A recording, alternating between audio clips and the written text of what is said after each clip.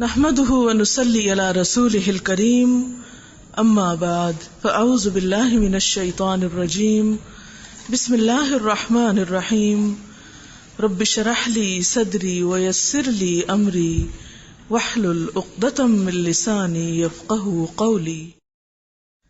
لن تنالوا البر حتى تنفقوا مما تحبون وما تنفقوا من شيء فإن الله به عليم. كل الطعام كان حلا لبني إسرائيل إلا ما حرم إسرائيل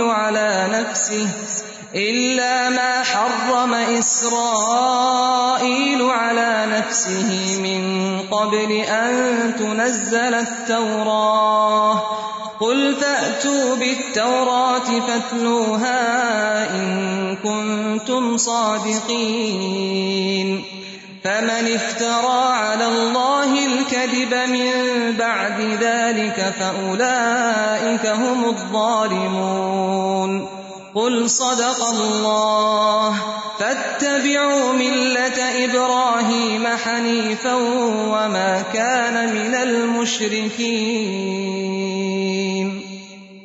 إن أول بيت وضع للناس للذي ببكة مباركا وهدى للعالمين. فيه آيات بينات مقام إبراهيم ومن دخله كان آمنا ولله على الناس حج البيت من استطاع إليه سبيلا ومن كفر فإن الله غني عن العالمين. قل يا أهل الكتاب لم تكفرون بآيات الله والله شهيد على ما تعملون. قل يا أهل الكتاب لم تصدون عن سبيل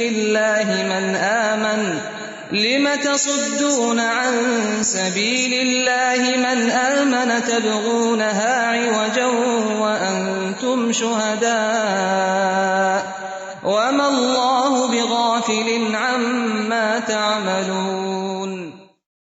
لن تنالوا البر حتى تنفقوا مما تحبون وما تنفقوا من شيء فإن الله به عليم. كل الطعام كان حلا لبني إسرائيل إلا ما حرم إسرائيل على نفسه من قبل أن تنزل التوراة. قل فأتوا بالتوراة فاتلوها إن كنتم صادقين. فمن افترى على الله الكذب من بعد ذلك فأولئك هم الظالمون. قل صدق الله فاتبعوا ملة إبراهيم حنيفا وما كان من المشركين. شروع کرتی ہوں اللہ کے نام سے جو بے انتہا مہربان نہایت رحم فرمانے والا ہے. تم نیکی کو نہیں پہنچ سکتے جب تک کہ اپنی وہ چیزیں خرچ نہ کرو جنہیں تم محبوب رکھتے ہو، عزیز رکھتے ہو، اور جو کچھ تم خرچ کرو گے اللہ اس سے بے خبر نہ ہوگا. پچھلے پارے میں بھی انفاق فی سبیل اللہ کا حکم دیا گیا اور کافی وضاحت کے ساتھ اس بارے میں تعلیمات دی گئیں. یہاں اللہ تعالیٰ کی راہ میں خرچ کرنے کے لیے محبوب ترین، پسندیدہ ترین چیز کو خرچ کرنے کے لیے کہا جا رہا ہے. ایک مومن کی پہچان یہ ہے کہ والذین آمنوا اشد حبا للہ، وہ لوگ جو ایمان لائے اللہ کی محبت میں سب سے بڑھ کر ہوتے ہیں، سب سے شدید ہوتے ہیں. محبتیں ہمیشہ قربانی مانگتی ہیں. جو شخص اللہ سے محبت کرتا ہو لیکن اللہ کے راستے میں اپنی محبوب چیز نہ دے سکتا ہو، اس کی محبت جھوٹی ہے. جو شخص بھی یہ دعویٰ کرے کہ میں اللہ تعالیٰ سے محبت کرتا ہوں تو اس کے لیے اللہ تعالیٰ فرماتے ہیں کہ تم نیکی کو نہیں پہنچ سکتے، خیر کامل کو نہیں پا سکتے، رحمت اور رضا الہی کو نہیں پا سکتے، جنت کو نہیں پا سکتے جب تک کہ تم اپنی پسندیدہ چیزوں کو اللہ کی راہ میں خرچ نہ کر سکو. ہم دیکھتے ہیں کہ صحابہ کرام نے جب یہ آیت سنی تو انہوں نے اپنی اپنی پسندیدہ چیزوں کا جائزہ لیا، اور ان میں سے ہر ایک نے اپنی حیثیت کے مطابق کچھ نہ کچھ اللہ کی راہ میں ضرور خرچ کیا۔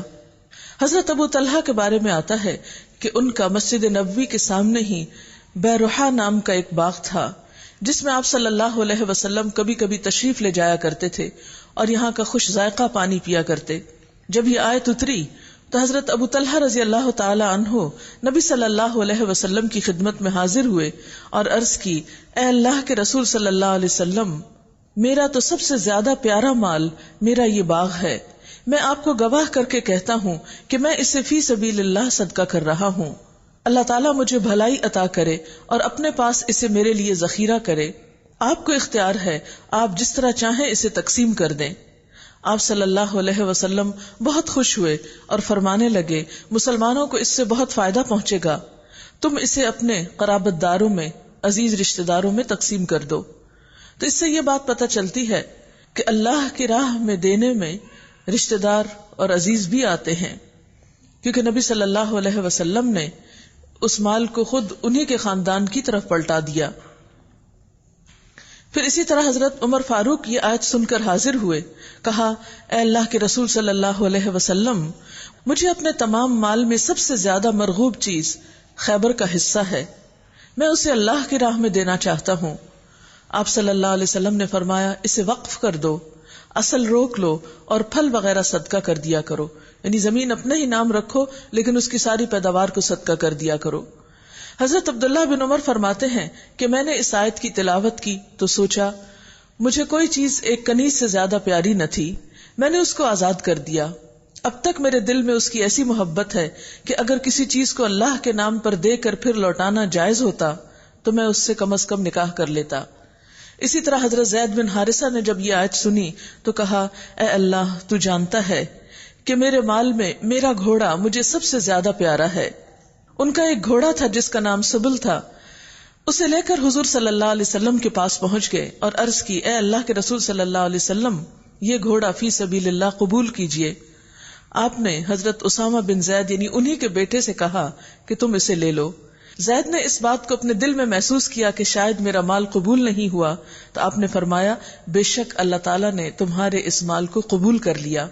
اس میں آپ دیکھ رہے ہیں کہ تمام مثالوں میں ایک طرف خرچ کرنے کا حکم دیا جا رہا ہے اور خرچ کرنے والے خرچ بھی کر رہے ہیں، اور دوسری طرف پھر وہ مال انہی کے کسی قریب عزیز کو لوٹایا جا رہا ہے۔ بات یہ ہے کہ اسلام میں جو انفاق فی سبیل اللہ کا حکم ہے، تو انفاق کا لفظ نفق سے ہے۔ نفق کہتے ہیں سرنگ کو، ٹنل کو۔ اس میں ٹنل میں کیا ہوتا ہے؟ کوئی چیز ٹھہرتی نہیں ہے، وہاں کوئی چیز رکتی نہیں ہے، ایک طرف سے داخل ہوتی ہے اور دوسری طرف سے نکل جاتی ہے۔ بالکل اسی طرح اسلام میں مال کو روک رکھنا اور صرف چند لوگوں کے پاس ہونا اور باقی لوگوں کا منہ دیکھنا اور ضرورت مند رہنا یہ پسندیدہ نہیں۔ اسلامی معاشرے کی خوبی کیا ہے کہ اس کے اندر مال سرکولیٹ کرتا رہے، صرف ایک جگہ جا کر جم نہ جائے، کیونکہ مال کی حیثیت ایک معاشرے کے اندر ایسی ہے جیسے خون کی حیثیت جسم کے اندر ہے۔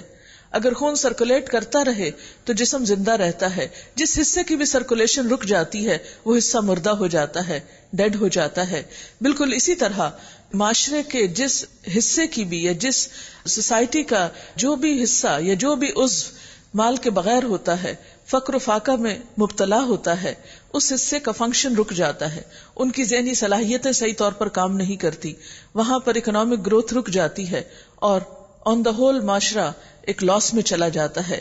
اس لیے اسلام کیا چاہتا ہے کہ لِكَيْ لَا يَكُونَ دُولَةً بَيْنَ الْأَغْنِيَاءِ، مال صرف اغنیاء کے درمیان ہی گھومتا پھرتا نہ رہے بلکہ سارے طبقات کو اس سے فائز پہنچے۔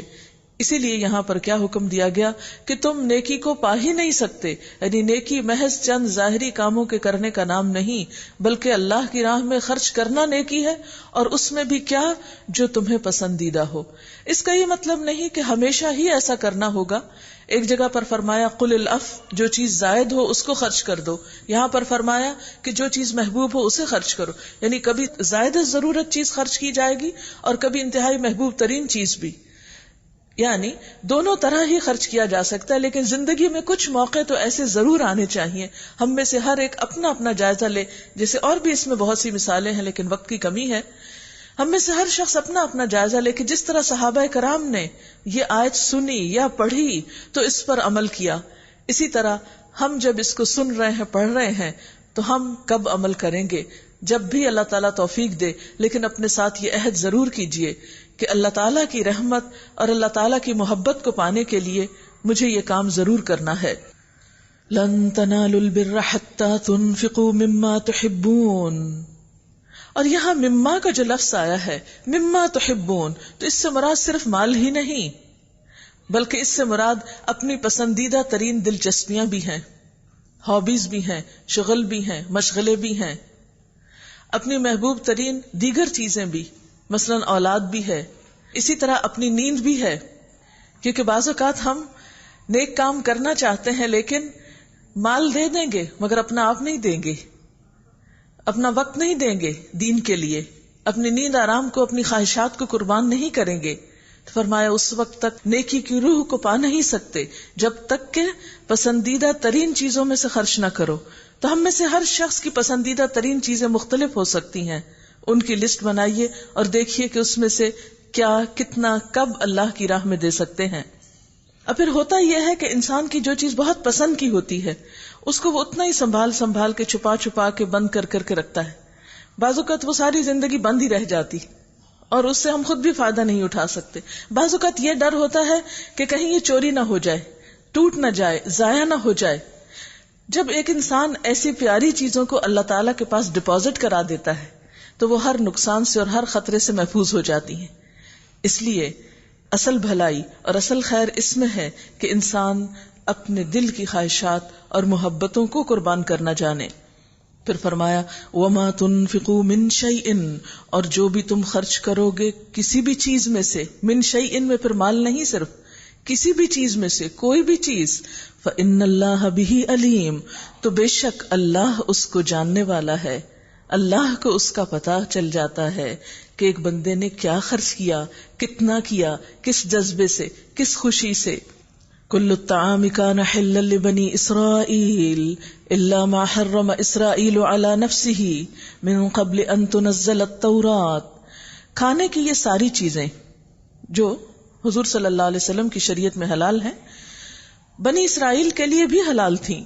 البتہ بعض چیزیں ایسی تھیں جنہیں تورات کے نازل کیے جانے سے پہلے اسرائیل نے، یعنی حضرت یعقوب علیہ السلام نے خود اپنے اوپر حرام کر لیا تھا اپنی کسی ذاتی تکلیف کی وجہ سے. ان سے کہو اگر تم سچے ہو تو لاؤ تورات، پیش کرو اس کی کوئی عبارت، یعنی دلیل لاؤ. اس کے بعد بھی جو لوگ اپنی جھوٹی گھڑی ہوئی باتیں اللہ کی طرف منسوب کرتے رہیں وہی در حقیقت ظالم ہیں.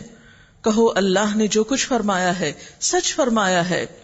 تم یکسو ہو کر ابراہیم علیہ السلام کے طریقے کی پیروی کرو، اور ابراہیم شرک کرنے والوں میں سے نہ تھے علیہ السلام. اس آیت کو سمجھنے کے لیے تھوڑا سا پس منظر جاننا ضروری ہے. یہود کے علماء نے بطور خود جو ایک فقہ تیار کر رکھی تھی، اس میں اونٹ اور خرگوش کا گوشت بھی حرام قرار دیا گیا تھا، جبکہ اسلام میں وہ جائز تھا. اب یہود یہ کہتے تھے کہ اسلام اگر اللہ تعالیٰ کا اتارا ہوا دین ہے اور محمد صلی اللہ علیہ وسلم اللہ کے رسول ہے، تو اس میں بھی حلال اور حرام کے مسائل وہ کیوں نہیں جو ہماری شریعت میں ہیں. یعنی اگر آپ جو یہ کہتے ہیں کہ آپ پچھلے انبیاء ہی کا ایک سلسلہ ہیں تو پھر ایک نئی شریعت کیوں لائے ہیں. اسی طرح وہ یہ کہتے تھے کہ بیت المقدس جو تمام انبیاء کا قبلہ رہا ہے اس سے پہلے، آپ اس کو فالو کیوں نہیں کر رہے، آپ نے کعبۃ اللہ کو اپنا قبلہ کیوں بنایا ہے. تو اس پر ان دو باتوں کا یا ان دو اعتراضات کا یہاں جواب دیا گیا ہے. جو کھانے آپ کی شریعت میں حلال ہیں وہ اصلاً بنی اسرائیل کے لیے بھی حلال تھے. ان کے لیے بعض چیزیں کیوں حرام قرار دی گئی؟ کیونکہ انہوں نے اللہ تعالیٰ کی نافرمانی کی، بعض اوقات دین میں زیادتیاں کی، تو سزا کے طور پر. چونکہ نبی صلی اللہ علیہ وسلم نے اب اللہ تعالیٰ کی شریعت کو مکمل کرنا تھا اور ایک آخری دین آ رہا تھا، اس لیے ہر چیز اپنی اصل پر لوٹ آئی. پھر بات یہ ہے کہ تورات کے نازل ہونے سے پہلے کچھ چیزیں ذاتی طور پر حضرت یعقوب علیہ السلام نے اپنے اوپر منع کی تھی، انہوں نے اس کو بھی شریعت بنا لیا. فرمایا تورات میں ایسی کوئی پابندی نہیں، تورات لاؤ، دلیل لاؤ اگر تم اپنی بات میں سچے ہو. اس سے ایک اور بات سمجھ میں آتی ہے کہ دین کا مزاج دلیل کا مزاج ہے. دین میں کوئی بھی حکم جو ہے وہ محض ایک روایت نہیں ہوتا یا کسی کی خواہش نہیں ہوتا یا محض کسی کی عقل کی بنا پر نہیں قرار پاتا، یعنی وہ دین نہیں بنتا. اس لیے اللہ سبحانہ وتعالی یہاں بھی اور پہلے پارے میں بھی فرمایا تھا قُلْ هَاتُوا بُرْهَانَكُمْ إِن كُنتُمْ صَادِقِينَ، ان سے کہیے کہ لاؤ اپنی دلیل اگر تم اپنی بات میں سچے ہو. یہاں بھی یہی کہا گیا قُلْ فَأْتُوا بِالتَّوْرَاةِ فَاتْلُوهَا إِن كُنتُمْ صَادِقِينَ، تورات لاؤ، اس کو پڑھ کے دیکھو اگر تم اپنی بات میں سچے ہو کہ اصلاً یہ چیزیں حرام تھیں. پھر اسی طرح یہ ہے کہ قبلے کے بارے میں جو تمہارا خیال ہے کہ سب انبیاء کا یہ قبلہ رہا، تمہاری یہ بات بھی درست نہیں. اصل میں تو سب سے پہلے جو گھر بندوں کے لیے رکھا گیا اس دنیا میں وہ مکہ ہی کا تھا، مبارک گھر. ان اول بیت وضع للناس، بے شک سب سے پہلی عبادت گاہ جو انسانوں کے لیے تعمیر ہوئی وہ وہی ہے جو مکہ میں واقع ہے. سب سے پہلے فرشتوں نے اس کو تعمیر کیا تھا، پھر اس کے بعد حضرت آدم علیہ السلام نے، پھر حضرت شیس علیہ السلام نے، پھر حضرت ابراہیم علیہ السلام نے، اور اس کے بعد کئی دفعہ خانہ کعبہ کی تعمیر ہوئی. لیکن حقیقت میں انسانیت کے لیے جو گھر بطور عبادت یا قبلے کے طور پر اول دن سے رکھا گیا وہ مکہ ہی ہے، کیونکہ مکہ جو ہے یہ پرانا نام ہے. وَهُدًى لِّلْعَالَمِينَ، اور یہ گھر جو ہے یہ تمام جہان والوں کے لیے ہدایت کا باعث ہے. فِيهِ آيَاتٌ بَيِّنَاتٌ، اس میں کھلی کھلی نشانیاں ہیں.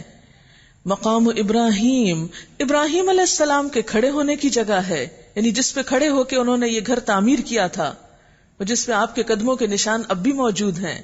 وَمَن دَخَلَهُ كَانَ آمِنًا، اور جو اس میں داخل ہوا وہ امن میں آ گیا. لوگوں پر اللہ کا یہ حق ہے کہ جو اس گھر تک پہنچنے کی استطاعت رکھتا ہو وہ اس کا حج کرے، اور جو کوئی اس حکم کی پیروی سے انکار کرے تو اسے معلوم ہو جانا چاہیے کہ اللہ تعالیٰ تمام دنیا والوں سے بے نیاز ہے. یعنی حج صاحب استطاعت مسلمان مرد اور عورت پر فرض ہے. اگر کوئی شخص حیثیت بھی رکھتا ہو، وسائل بھی رکھتا ہو، صاحب استطاعت ہو اور پھر حج نہ کرے تو اس کا اسلام بھی مشکوک ہو کر رہ جاتا ہے. آپ صلی اللہ علیہ وسلم نے فرمایا من مات ولم یحج فیمت ان شاء یہودیا او نصرانیا، جو شخص مر جائے اور اس نے حج نہ کیا ہو تو چاہے یہودی ہو کے مرے یا عیسائی ہو کے مرے، اللہ تعالیٰ کو اس بات کی پرواہ نہیں. یعنی جس کے پاس حیثیت ہے پھر وہ اس گھر کی طرف نہیں آتا تو پھر اللہ تعالیٰ کے نزدیک اس کا زبانی کلمہ پڑھنا اور یہ تمام چیزیں معتبر نہیں. اس لیے تمام صاحب حیثیت مسلمانوں کو سوچنا چاہیے کہ چھوٹے چھوٹے بہانے اور عذر کر کے اپنے اس فریضے کو ٹالے نہیں. قل یا اہل الکتاب، کہو اے اہل کتاب، تم کیوں اللہ کی باتیں ماننے سے انکار کرتے ہو؟ جو حرکتیں تم کر رہے ہو اللہ سب کچھ دیکھ رہا ہے. کہو اے اہل کتاب، یہ تمہاری کیا روش ہے کہ جو اللہ کی بات مانتا ہے اسے بھی تم اللہ کے راستے سے روکتے ہو اور چاہتے ہو کہ وہ ٹیڑھی راہ چلے، حالانکہ تم خود گواہ ہو، یعنی کس کے؟ اس شخص کے حق پر ہونے کے. تمہاری حرکتوں سے اللہ غافل نہیں، کیونکہ حضور صلی اللہ علیہ وسلم جو پیغام لائے تھے یہ اس کو پہچانتے تھے، آپ کو بھی پہچانتے تھے. یعرفونہ کما یعرفون ابناءہم، جس طرح اپنے بیٹوں کو پہچانتے تھے، لیکن محض ضد کی وجہ سے، حسد کی وجہ سے نہ وہ آپ کو مانتے نہ آپ کے پیغام کو مانتے.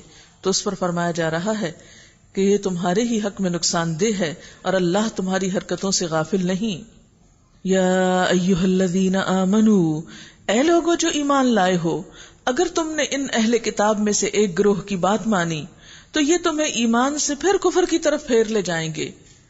تمہارے لیے کفر کی طرف جانے کا اب کیا موقع باقی ہے جبکہ تم کو اللہ کی آیات سنائی جا رہی ہیں اور تمہارے درمیان اس کا رسول موجود ہے. جو اللہ کا دامن مضبوطی کے ساتھ تھامے گا وہ ضرور راہ راست پالے گا. یعنی ہمیں اہل کتاب کی پیروی سے منع کیا گیا ہے. یا ایھا الذین آمنوا اتقوا اللہ حق تقاتہ، اے لوگو جو ایمان لائے ہو اللہ سے ڈرو جیسا کہ اس سے ڈرنے کا حق ہے. تم کو موت نہ آئے مگر اس حال میں کہ تم مسلم ہو. اللہ تعالیٰ کو ہم سے کیا مطلوب ہے؟ نمبر 1 تقوی، اور نمبر 2 حالت اسلام میں موت. کیونکہ اگر کوئی شخص ساری زندگی بھی اچھے کام کرتا رہا ہے اور اس کا اختتام اچھا نہیں ہوا، اللہ تعالیٰ کی اطاعت کی بجائے اس کی نافرمانی میں اس نے جان دی، تو تو یہ چیز اس کے لیے انتہائی نقصان دہ ہوگی. اسی لیے نبی صلی اللہ علیہ وسلم نے دعا سکھائی، اللہم احسن عاقبتنا فی الامور کلہا واجرنا من خزی الدنیا وعذاب الآخرہ. اے اللہ تمام کاموں میں ہمارا انجام اچھا کر دے، کیونکہ ہر کام اپنے انجام ہی کے ساتھ اچھا یا برا ہوتا ہے. یعنی اگر کسی چیز کی ابتدا اچھی نہیں بھی لیکن انجام اچھا ہے اور اللہ تعالیٰ کو قبول ہے تو انسان کی خیر ہی خیر ہے. لیکن اگر ایک شخص شروع میں اچھا تھا اور آخری زندگی میں بھٹک گیا اور موت اس حال میں آئی کہ وہ اللہ کی نافرمانی کا کام کر رہا تھا. ایک حدیث میں آتا ہے کہ جس حال میں انسان مرتا ہے اسی حال میں انسان اٹھایا جاتا ہے. اور جیسے وہ آتا ہے نا کہ جو شخص احرام کی حالت میں فوت ہو تو قیامت کے دن وہ لبیک پکارتا ہوا اٹھے گا. ہمیں اس بات کا انتظار نہیں کرنا چاہیے کہ ہم بوڑھے ہوں گے تو پھر نیک کام کریں گے اور کچھ سالوں کے بعد ہم بالکل پوری طرح دین کی طرف آ جائیں گے. نہیں، ہمیں کیا معلوم کہ ہماری زندگی کا آخری حصہ جوانی ہے یا بڑھاپا ہے یا کون سا وقت ہے. اس لیے انسان کو اللہ تعالیٰ سے ڈر کر ہی زندگی بسر کرنی چاہیے. وَاعْتَصِمُوا بِحَبْلِ اللَّهِ جَمِيعًا وَلَا تَفَرَّقُوا. سب مل کر اللہ کی رسی کو مضبوط پکڑو اور تفرقے میں نہ پڑو. یہ اللہ کی رسی کیا چیز ہے؟ حدیث میں آتا ہے کہ القرآن حبل اللہ المتین، قرآن اللہ کی مضبوط رسی ہے. یعنی جو شخص بھی دین پر عمل کرنا چاہتا ہے اور اللہ تعالیٰ کی پسند کے مطابق زندگی بسر کرنا چاہتا ہے، اس کے لیے ضروری ہے کہ وہ اس کتاب سے رجوع کرے. اور یہ یاد رکھیے کہ کوئی شخص اکیلا دین پر نہیں عمل کر سکتا. ہر انسان کو عمل کے لیے ماحول چاہیے، اور جب تک موافق ماحول نہ ہو انسان کی صلاحیتیں پوری طرح نہیں ابھرتی. مثلا ایک ہرے بھرے پودے کو آپ اندھیرے کمرے میں لے جا کے رکھ دیں تو کیا ہوگا؟ وہ پیلا پڑ جائے گا چند دن کے اندر. بالکل آپ اندر سے کتنے بھی اچھے انسان ہوں، آپ کے دل میں کتنی بھی اللہ کی محبت ہو، آپ کتنا ہی اچھا کام کرنا چاہتے ہوں، لیکن اگر آپ مستقل طور پر ایسے ماحول میں ہیں جو غیر موافق ہے تو نتیجہ کیا ہوگا؟ آپ کی ساری صلاحیتیں ختم ہو کر رہ جائیں گی. آپ ماحول کے ہاتھوں مجبور ہو کر پیلے پڑ جائیں گے. اس لیے کیا بتایا گیا کہ سب مل کر اللہ کی رسی کو مضبوط پکڑو. اس سے کیا ہوگا؟ باہم اتحاد اور اتفاق ہوگا. قرآن ہی وہ چیز ہے جو مسلمانوں کو اکٹھا کرنے والی ہے، اور جب اتحاد و اتفاق ہوگا تو ہر مسلمان دوسرے کے لیے ایک سپورٹ بنے گا، ہر شخص دوسرے کا ہاتھ پکڑے گا، اور سب ایک ہی مرکز کے تحت، جیسے خانہ کعبہ کے آس پاس سب اکٹھے گھومتے ہیں، وہاں جا کر ہمیں کوئی یاد نہیں رہتا کہ ہمارا فرقہ کیا ہے اور ہمارا مسلک کیا ہے اور ہمارا مذہب کیا ہے. ہم سب ایک ہو جاتے ہیں، ایک ہی امام کے پیچھے نماز پڑھتے ہیں. تو اس نماز میں اور اس عبادت میں آپ نے جو لطف محسوس کیا ہوگا وہ تنہا گھر کی عبادت میں عموماً نہیں ہوتا، کیونکہ اجتماعی طور پر جب مسلمان اکٹھے ہوتے ہیں تو اس اجتماعیت میں ایک بہت بڑی خیر ہے. نبی صلی اللہ علیہ وسلم نے فرمایا ید اللہ فوق الجماع، یعنی جماعت کے اوپر یا اکٹھا رہنے والوں کے اوپر اللہ کا ہاتھ ہوتا ہے، اللہ کی تائید ہوتی ہے. لیکن جب مسلمان آپس میں کٹ جاتے ہیں، بٹ جاتے ہیں، تو پھر نہ صرف یہ کہ اندرونی طور پر کمزور ہوتے ہیں اور آگے نہیں بڑھ سکتے، بلکہ دشمنوں کا بھی ترنوالا بنتے ہیں. ہم سب مسلمان ہوتے ہوئے آپ نے دیکھا ہوگا کہ اوپینین میں بہت سا ڈفرنس ہو جاتا ہے. اس قسم کا اختلاف صحابہ کرام کے دور میں بھی تھا، لیکن یہ آراء کا اختلاف فرقہ واریت میں کب بدلا؟ جب مرکز عقیدت تبدیل ہوا. اور وہ کیا تھا؟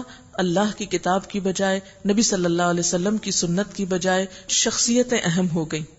جب لوگ اللہ کی طرف اور اللہ کے دین کی طرف خود کو منسوب کرنے کی بجائے انسانوں کی طرف خود کو منسوب کرنے لگے، جب مسلمان کہلانا ہمارے لیے اہم نہ رہا بلکہ اسلام کے اندر جو مختلف گروہ ہیں ان کی طرف انتساب یا نسبت جو ہے وہ زیادہ اہم ہو گئی، تو اس کا نتیجہ کیا ہوا کہ مسلمان ٹکڑوں میں بٹ گئے اور بکھر گئے. اور پھر یہاں تک بھی نہیں رہا بلکہ ان بنیادوں پر ایک دوسرے کو برا بھلا کہنے لگے، ایک دوسرے کو کافر قرار دینے لگے اور ایک دوسرے کے گلے کاٹنے لگے.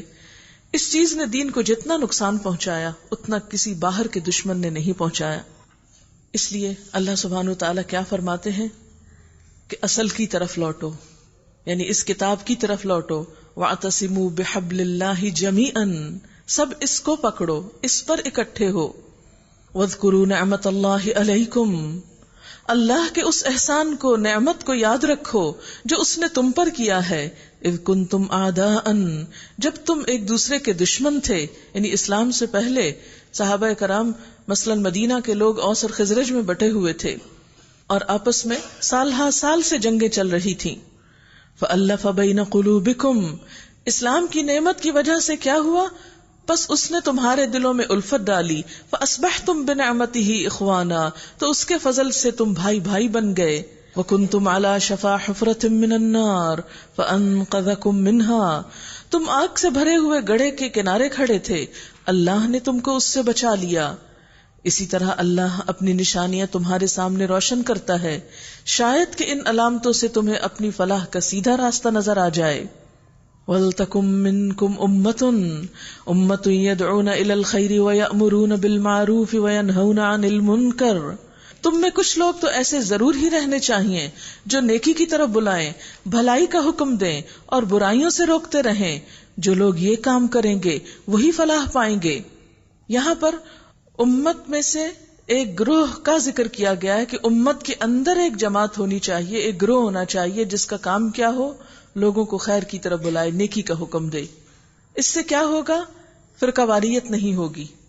اصل کام کیا؟ خیر کی دعوت، منکر سے روکنا، بھلائی کا حکم، یعنی دوسرے کی خیر خواہی. نتیجہ کیا ہوگا کہ وہ جو جزوی اختلافات ہیں، وہ جو فروعی اختلافات ہیں، وہ ختم ہو جائیں گے یا وہ سپریس ہو جائیں گے. اس کے برعکس جب لوگ منکر کو چھوڑ کر صرف فروعی اختلافات پر، فروعی کا مطلب ہوتا ہے چھوٹی چھوٹی چیزوں پر بحث کرتے ہیں زیادہ. اس کی مثال ایک یہ ہے کہ ایک ایسا شخص ہے جس کو اس بات کی تو کوئی فکر نہیں کہ کوئی نماز پڑھ رہا ہے یا نہیں پڑھ رہا، حالانکہ نماز کا نہ پڑھنا کبیرہ گناہوں میں سے ہے. اب ایک شخص جس کو اس بات کی پریشانی نہیں کہ لوگ نماز پڑھتے ہیں یا نہیں، لیکن اگر وہ پڑھتے ہیں تو کیسے پڑھتے ہیں یہ اس کی بہت بڑی پریشانی ہے. ہاتھ کھول کے پڑھتے ہیں یا اوپر کرتے ہیں یا آگے کرتے ہیں یا پیچھے کرتے ہیں، اس چیز پر وہ بہت پریشان ہے اور اس پر وہ ایک دوسرے کو گمراہ اور ایک دوسرے کو فاسق کہنے پر تلا ہوا ہے. آج امت میں یہی ہو رہا ہے. ہمارے اندر یہ چیز تو ختم ہو گئی کہ منکرات کو پہچانیں، ان سے روکیں، لوگوں کو خیر کی طرف بلائیں، بھلائی عام ہو، اخلاق اچھا ہو، مینرز آئیں لوگوں کو. امت مسلمہ اپنے عمل سے، اپنے اخلاق اور کردار سے مسلمان نظر آئے جیسے ماضی میں تھی. صحابہ کرام کا گروہ ایسا گروہ تھا کہ جہاں جاتے تھے لوگ ان کے لیے اپنے دروازے کھول دیتے تھے کہ ہمارے محسن آ گئے. اس کے بعد تابعین اور تبع تابعین اور خاص طور پر شروع کے 300 سال جو ہے مسلمان امت ایک بہترین امت تھی. ان کا اصل مقصد زندگی کیا تھا کہ ہم نے دنیا میں ہونے والے ظلم و ستم کو اور منکرات کو دور کرنا ہے تاکہ دنیا میں ایک ایسا ماحول پیدا کیا جائے کہ لوگ امن و امان سے باہم رہ سکیں، شرک کا خاتمہ ہو، اندھیرے دور ہوں، علم کا دور دورہ ہو، لوگوں کی زندگیوں میں حقیقی معنوں میں اسلام، پیس ہو، سکون ہو، اطمینان ہو، امن ہو. وہ لوگ اس لیے جیتے تھے. محمد بن قاسم جو بر صغیر کی طرف جنگ کرنے کے لیے گیا تھا، ظلم و ستم سے لوگوں کو نجات دلانے کے لیے گیا تھا، آپ نے دیکھا کہ وہاں کے جو ہندو لوگ تھے انہوں نے اس کو اپنا دیوتا مانا اور اس کے لیے روتے تھے اور اس کی جدائی پر پریشان تھے. لیکن آج ایسا کیوں نہیں کہ کسی مسلمان حاکم کے لیے غیر مسلم بھی روتے ہوں، یہ کسی مسلمان جرنیل کے لیے غیر مسلموں کے دل میں بھی ایسی محبت ہو.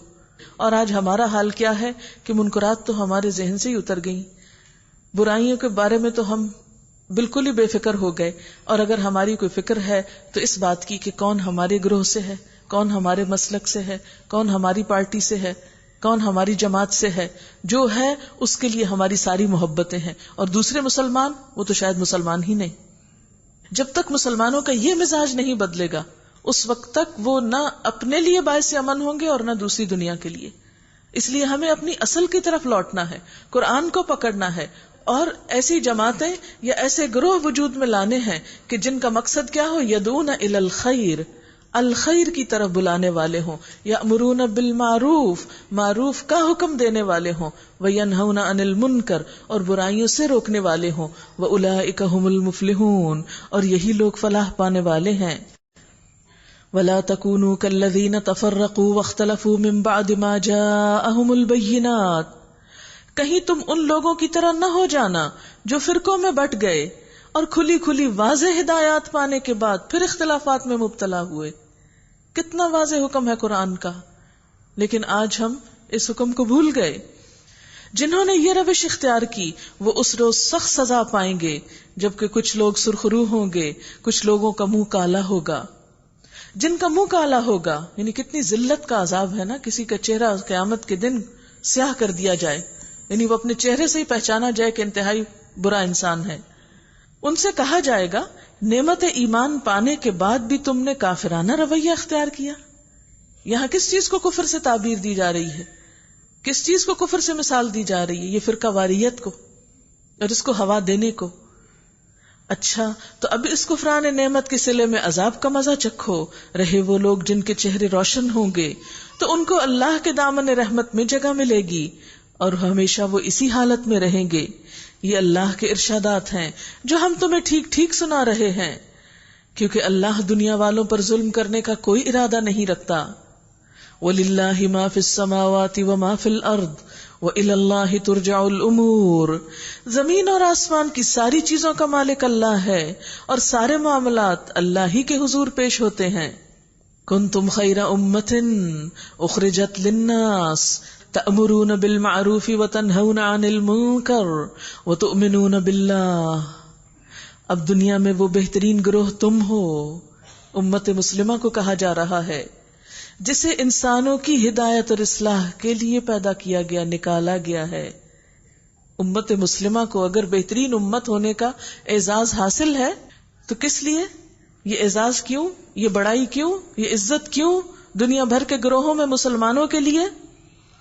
اس لیے کہ تمہیں تو اخرجت للناس، انسانوں کے لیے پیدا کیا گیا، انسانوں کے لیے نکالا گیا، انسانوں کے لیے رہنما بنایا گیا ہے۔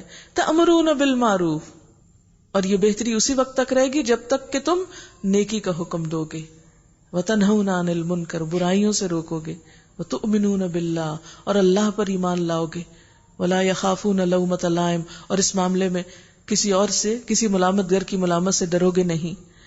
آج آپ دیکھیں کہ انفرادی حیثیت میں تو کچھ لوگ خیال کر ہی لیتے ہیں کہ ہمیں نیکیاں پھیلانی ہیں، اور ہم نے بھی یہ سمجھ رکھا کہ یہ صرف چند لوگوں کا کام ہے، وہی کریں، اور باقی لوگ صرف اپنی دنیا بنایا کریں۔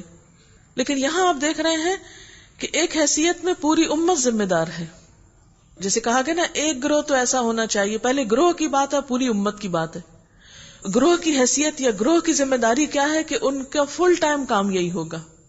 جیسے ایک ملک کی حفاظت کے لیے ایک آرمی ہوتی ہے، اس آرمی کا کیا کام ہوتا ہے کہ ہر وقت الرٹ رہے کیا ہو رہا ہے، اور اس کے لیے باقاعدہ ٹریننگ لے۔ لیکن کیا کوئی بھی فوج اس وقت تک کامیاب ہو سکتی ہے اگر اس کے پیچھے اس کے عوام اس کا ساتھ نہ دے رہے ہوں؟ نہیں۔ بالکل یہی حیثیت گروہ اور جماعت کی ہے، گروہ اور امت کی ہے، یا جماعت اور امت کی ہے، کہ ایک جماعت کو تو فوج کی طرح ہر وقت یہ کام کرنا ہے، فل ٹائم کام کرنا ہے، یہ انہیں اس کے لیے ٹریننگ بھی لینی ہے، انہیں اپنی زندگیاں اس کے لیے وقف کرنی ہے۔ جیسے آپ نے کرسچن مشنریز میں دیکھا ہوگا کہ کچھ لوگ مکمل طور پر اپنے آپ کو وقف کر دیتے ہیں۔ خیر ان کے یہاں پھر ایک انتہا ہو جاتی ہے کہ وہ شادی نہیں کرتے، فیملی لائف نہیں ہوتی، یا بالکل دنیا چھوڑ دیتے ہیں۔ لیکن دوسری طرف جو لوگ اس گروہ میں شامل نہیں ہوتے وہ پیچھے سے سپورٹ کرتے ہیں۔ بالکل اسی طرح جیسے ایک فوج لڑتی ہے تو باقی ساری قوم پیچھے سے سپورٹ کرتی ہے، مورلی سپورٹ کرتی ہے، مال سے، وقت سے، یا زیادہ بڑے خطرے کے موقع پر اپنے آپ کو والنٹریلی پیش کرتی ہے، رضاکارانہ طور پر پیش کرتی ہے کسی بڑی جنگ کے موقع پر۔ اور یہی حال یہاں پر ہے، یا یہی نسبت ایک جماعت اور امت میں ہے کہ کچھ لوگوں کو تو اس کام کو بطور خاص کرنا ہے، اور بطور عام ساری امت پر کسی نہ کسی حیثیت سے یہ لازم ہے کہ وہ صرف اپنے اندر ہی نہیں، پوری دنیا، اخرجت للناس، الناس میں سب انسان آتے ہیں، تمام انسانوں کے لیے، چاہے وہ رشیا میں رہتے ہوں یا چائنا میں رہتے ہوں یا کوریا اور تائیوان میں رہتے ہوں یا جاپان میں رہتے ہوں یا دوسری طرف یورپ میں یا امریکہ میں رہتے ہوں یا افریقہ کے کسی جنگل میں رہتے ہوں، کہیں پر بھی کوئی انسان ہے، وہ کس راستے پہ چل رہا ہے، اس کی ذمہ داری مسلمان امت پر ہے کہ وہ ان کے بارے میں سوچے۔ تب ہمارے لیے یہ ٹائٹل زیب دیتا ہے خیر امت لیکن ہم نے یہ ٹائٹل کس لیے لے لیا ہے کہ ہم تو بہترین امت ہیں، ہم تو جنت میں جانے والے ہیں، حضور صلی اللہ علیہ وسلم کی امت ہے، آپ ہماری شفاعت کرا دیں گے، ہم دنیا میں بھی مزے کریں، آخرت میں بھی مزے کریں گے، نہ کوئی کام نہ کاج۔ اگر ہم کچھ کر نہیں رہے تو کم از کم سوچیں تو یہ ہماری ذمہ داری ہے۔ اس قدر افسوس کی بات ہے کہ امت مسلمہ کا ایک کثیر حصہ یہ تک جانتا ہی نہیں کہ یہ اس کی ذمہ داری ہے، اور جو ذمہ داری ڈالی جاتی ہے اس کے بارے میں پوچھ بھی ہوتی ہے۔ قیامت کے دن جب لوگ جہنم میں پھینکے جا رہے ہوں گے تو کیا وہ ہمارا گریبان نہیں پکڑیں گے کہ ان سے پوچھئے، ان کے پاس ان کے گھروں میں کتاب رکھی ہوئی تھی، یہ اس کو پڑھتے پڑھاتے تھے اور تلاوت کر کر کے خوب نیکیاں اور ثواب کماتے تھے۔ اب بھی تو ہم یہی کرتے ہیں نا کہ اتنے قرآن ختم کرنے ہیں، اتنے پارے پڑھنے ہیں، کیونکہ ایک ایک حرف پہ 10 نیکیاں اپنے لیے خوب خود غرض ہیں، خوب نیکیاں جمع کر رہے ہیں جنت میں جانے کے لیے، لیکن دنیا کی فکر ہی نہیں۔ ہم تو اخرجت للناس، ہمیں تو اوروں کی فکر کے لیے پیدا کیا گیا تھا، اس طرف دھیان ہی نہیں، اس لیے کہ قرآن کا پتہ ہی نہیں یہ کہتا کیا ہے۔ تو ہم میں سے ہر شخص سوچے کہ وہ اپنی یہ ذمہ داری کیسے پوری کر سکتا ہے، اپنے آپ کو وقف کر کے، یا اپنا مال دے کر، یا اپنی اولاد میں سے کسی کو اس کام پہ لگا کر، یا اپنا ٹیلنٹ اور علم دے کر، یا ایک اچھی سوچ قلم کے ساتھ، زبان کے ساتھ، کس طریقے سے۔ ہم میں سے ہر شخص اپنے بارے میں سوچے کہ وہ امت کی اس ذمہ داری کی ادائیگی میں کیا رول پلے کر سکتا ہے، کیونکہ قیامت کے دن اس کے بارے میں بھی پوچھا جائے گا۔ کنتم خیر امۃ اخرجت للناس، جیسے دوسرے پارے میں آیا، وکذالک جعلناکم امۃ وسطا لتکونوا شہداء علی الناس، ہم نے تم کو امت وسط بنایا تاکہ تم تمام انسانیت کے سامنے گواہی دو۔ اور ہم سے پہلے یہ ذمہ داری کس کی تھی؟ بنی اسرائیل کی تھی۔ اسی لیے اللہ تعالیٰ فرماتے ہیں وَلَوْ آمَنَ أَهْلُ الْكِتَابِ لَكَانَ خَيْرًا لَهُمْ، یہ اہل کتاب ایمان لاتے تو انہی کے حق میں بہتر تھا، یعنی اگر وہ یہ کام کرتے تو ان کے لیے اچھا تھا۔ اگرچہ ان میں کچھ لوگ ایماندار بھی پائے جاتے ہیں مگر ان کے بیشتر افراد نافرمان ہیں۔ یہ تمہارا کچھ نہیں بگاڑ سکتے، زیادہ سے زیادہ بس کچھ ستا سکتے ہیں، یعنی باتیں کر کے، تمہارے خلاف منفی پروپیگنڈا کر کے۔ اگر یہ تم سے لڑیں گے تو مقابلے میں پیٹھ دکھائیں گے، پھر ایسے بے بس ہوں گے کہ کہیں سے ان کو مدد نہ ملے گی۔ لیکن یہ حکم اس وقت کے لیے ہے نا جب مسلمان بھی مسلمان ہوں۔ اللہ کا وعدہ سچا ایمان رکھنے والوں کے لیے ہے نا۔ اگر ہم صرف زبان سے ایک دعویٰ کرتے ہوں مگر عمل سے ہمارے کوئی اسلام کہیں سے بھی نہ جھلکتا ہو، ذمہ داری ہم کوئی بھی اٹھانے کو تیار نہ ہو، اور پھر شکوہ کریں کہ اللہ کی مدد ہمارے لیے کیوں نہیں آتی۔ یہ جہاں بھی پائے گئے ان پر ذلت کی مار ہی پڑی، کہیں اللہ کے ذمے یا انسانوں کے ذمے میں پناہ مل گئی تو یہ اور بات ہے۔ یعنی انسان کو اس دنیا میں بحیثیت قوم ابھرنے کے لیے کسی سہارے کی ضرورت ہے۔ ایمان والوں کے لیے سہارا اللہ کی ذات ہوتی ہے، وہ دین کی وجہ سے قوت پاتے ہیں، اللہ پر اعتماد کرتے ہیں اور عزت پاتے ہیں، جیسے صحابہ کرام نے پائی۔ لیکن جب کوئی اللہ کے دین کی حامل قوم اپنے اس مقصد کو بھول جاتی ہے، جیسے بنی اسرائیل بھول گئے، تو پھر فرمایا ان کے لیے ذلت ہی ذلت ہے۔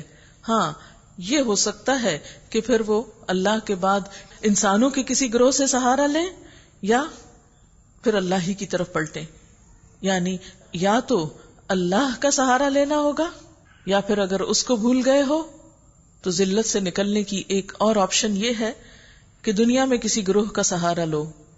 لیکن والذین آمنوا اشد حبا للہ، ایمان کا تقاضا کیا ہے کہ اصولوں پر جیا جائے، بندوں کی بجائے اللہ پر بھروسہ کیا جائے۔ یہ اللہ کے غضب میں گھر چکے ہیں، ان پہ محتاجی اور مغلوبی مسلط کر دی گئی ہے، اور یہ سب کچھ صرف اس وجہ سے ہوا ہے کہ یہ اللہ کی آیات سے کفر کرتے رہے۔ یعنی بنی اسرائیل کو یہ سزا کیوں ملی کہ انہوں نے اللہ کی آیات کا انکار کیا اور انہوں نے پیغمبروں کو ناحق قتل کیا۔ یہ ان کی نافرمانیوں اور زیادتیوں کا انجام ہے۔ مگر سارے اہل کتاب یکساں نہیں، ان میں کچھ لوگ ایسے بھی ہیں جو راہ راست پر قائم ہیں، راتوں کو اللہ کی آیات پڑھتے ہیں، اس کے آگے سجدہ ریز ہوتے ہیں، اللہ اور روز آخرت پر ایمان رکھتے ہیں، نیکی کا حکم دیتے ہیں، برائیوں سے روکتے ہیں، بھلائی کے کاموں میں سرگرم رہتے ہیں۔ کیونکہ نصارہ میں سے بھی اور یہود میں سے بھی کچھ لوگ حق کو پہچان کر مسلمان ہو گئے اور وہ سب کام کرتے رہے جو ایک اللہ والے کو کرنا چاہیے۔ اور یہاں بھی آپ دیکھیں ایک نیک شخص کی صفات میں صرف ایمان نہیں بتایا گیا، صرف عبادت ہی نہیں، صرف تلاوت آیات نہیں، بلکہ نیکی کا حکم اور برائیوں سے روکنا بھی، کیونکہ یہ مطلوب ہے۔ یہ صالح لوگ ہیں جو نیکی یہ کریں گے اس کی ناقدری نہ کی جائے گی۔ اللہ پرہیزگار لوگوں کو خوب جانتا ہے، واللہ علیم بالمتقین۔ رہے وہ لوگ جنہوں نے کفر کا رویہ اختیار کیا تو اللہ کے مقابلے میں ان کو نہ ان کا مال کچھ کام دے گا نہ اولاد، وہ تو آگ میں جانے والے لوگ ہیں اور آگ ہی میں ہمیشہ رہیں گے۔ دو پرائرٹیز جو ہمیشہ انسان کی رہیں ہر دور میں، مال اور اولاد، ان دو چیزوں کے گرد اکثر انسانوں کی زندگی گھومتی ہے، یا مال کمانے میں لگے رہتے ہیں یا پھر بچوں کے مستقبل بنانے میں، اس سے آگے کی کوئی ذمہ داری ان کو یاد نہیں ہوتی۔ انہی دو چیزوں کا یہاں ذکر کر کے فرمایا کہ پھر یہ دو چیزیں تو وہاں کام نہ آئیں گی۔ یہ نہیں کہ ان کو چھوڑ دیا جائے، لیکن جب ان کی قربانی کا وقت آئے تو اللہ کے دین کی خاطر قربانی کر لی جائے۔ جو کچھ وہ اپنی اس دنیا کی زندگی میں خرچ کر رہے ہیں اس کی مثال اس ہوا کی سی ہے جس میں پالا ہو، اور وہ ان لوگوں کی کھیتی پر چلے جنہوں نے اپنے اوپر آپ ظلم کیا ہے اور اسے برباد کر کے رکھ دے۔ اللہ نے ان پر ظلم نہیں کیا، در حقیقت یہ خود اپنے اوپر ظلم کر رہے ہیں۔ یعنی دنیا کی خاطر جینے والے اپنا مال جب صرف دنیا ہی کے لیے خرچ کرتے رہتے ہیں تو قیامت کے دن اس کا کوئی اجر صلہ اور بدلہ نہ پائیں گے۔ جتنی بھی انہوں نے محنت کی وہ محنت کسی کام نہ آئے گی، اور اپنی جانوں پر ہی گویا وہ ظلم کرتے رہے کہ انسان اپنے آپ کو تھکائے بھی لیکن محض دنیا کی خاطر، اور جب آخرت میں پہنچے تو کسی چیز کا کوئی صلہ اور کوئی اجر اس کے سامنے نہ ہو۔ یا ایھا الذین آمنوا، اے لوگو جو ایمان لائے ہو، لا تتخذوا بطانۃ من دونکم، اپنے سوا دوسروں کو اپنا رازدار نہ بناؤ۔ بطانہ کا لفظ بطن سے ہے، بطن اندر چھپا ہوا ہے نا، تو اندر کے رازوں کے لیے لفظ استعمال ہوتا ہے۔ وہ تمہاری خرابی کے کسی موقع سے فائدہ اٹھانے میں نہیں چوکتے، تمہیں جس چیز سے نقصان پہنچے وہی ان کو محبوب ہے، یعنی مسلمانوں کا نقصان ان کو بہت اچھا لگتا ہے، خوش ہوتے ہیں اس پہ۔ ان کے دل کا بغض ان کے منہ سے نکلا پڑتا ہے، اور جو کچھ وہ اپنے سینوں میں چھپائے ہوئے ہیں وہ اس سے شدید تر ہے۔ ہم نے تمہیں صاف صاف ہدایات دے دی ہیں، اگر تم عقل رکھتے ہو تو پھر ان سے تعلق میں احتیاط برتو گے۔ ہا انتم اولائی تحبونہم، تم وہ لوگ ہو کہ ان سے محبت رکھتے ہو، ولا یحبونکم، مگر وہ تم سے محبت نہیں رکھتے، وتؤمنون بالکتاب کلہ، حالانکہ تم تمام کتب کو مانتے ہو۔ اب یہاں فرق بتایا جا رہا ہے مسلمانوں کا اور اہل کتاب کا۔ مسلمان اصل میں کہتے ہی اس کو ہیں جس کے دل میں سب کے لیے خیرخواہی ہوتی ہے، اور وہ شخص جو اپنی خیرخواہی کو صرف اپنے گروہ تک رکھے وہ انسانیت کے کام کا نہیں۔ الدین النصیحہ، دین سراسر خیرخواہی کا نام ہے۔ اب ایک شخص اگر اپنی ذات کے بارے میں، اپنے بچوں کے بارے میں، اپنے خاندان کے بارے میں تو بہت خیرخواہ ہے، بہت کیئرنگ اور لونگ ہے، لیکن اس کو پرواہ نہیں کہ دوسرے کا بچہ کس حال میں جی رہا ہے۔ وہ اپنے لیے تو فکر مند ہے کہ میں جنت میں پہنچ جاؤں، مگر اس کو کوئی پرواہ نہیں کہ ایک دوسرا شخص کفر کی حالت میں کہاں جا پہنچے گا۔ اس کو اپنے لیے تو جہنم کے شعلے دکھائی دیتے ہیں لیکن کفر کرنے والوں کے دکھائی نہیں دیتے، لہٰذا وہ ایک خود غرضی کی زندگی بسر کرتا ہے۔ تو یہاں مسلمانوں کے ایک مجموعی مزاج یا اصلی مزاج کا ذکر کیا گیا کہ ایک مسلمان کے دل میں تو سب کے لیے بھلائی ہوتی ہے، لیکن دوسرے تم سے وہ بھلائی کے جذبات نہیں رکھتے، وہ تم کو دھوکہ دیتے ہیں۔ جب وہ تم سے ملتے ہیں تو کہتے ہیں کہ ہم نے بھی تمہارے رسول کو اور تمہاری کتاب کو مان لیا، یعنی ہم مومن ہیں، مگر جب جدا ہوتے ہیں تو تمہارے خلاف ان کے غیظ و غضب کا یہ حال ہوتا ہے کہ اپنی انگلیاں چبانے لگتے ہیں۔ ان سے کہہ دو کہ اپنے غصے میں آپ جل مرو، اللہ دل کے چھپے ہوئے راز تک جانتا ہے۔ تمہارا بھلا ہوتا ہے تو ان کو برا معلوم ہوتا ہے، تم پہ کوئی مصیبت آتی ہے تو یہ خوش ہوتے ہیں، مگر ان کی کوئی تدبیر تمہارے خلاف کارگر نہیں ہو سکتی، بشرطے کہ تم صبر سے کام لو اور اللہ سے ڈر کر کام کرتے رہو۔ وَإِن تَصْبِرُوا وَتَتَّقُوا لَا يَضُرُّكُمْ كَيْدُهُمْ شَيْئًا۔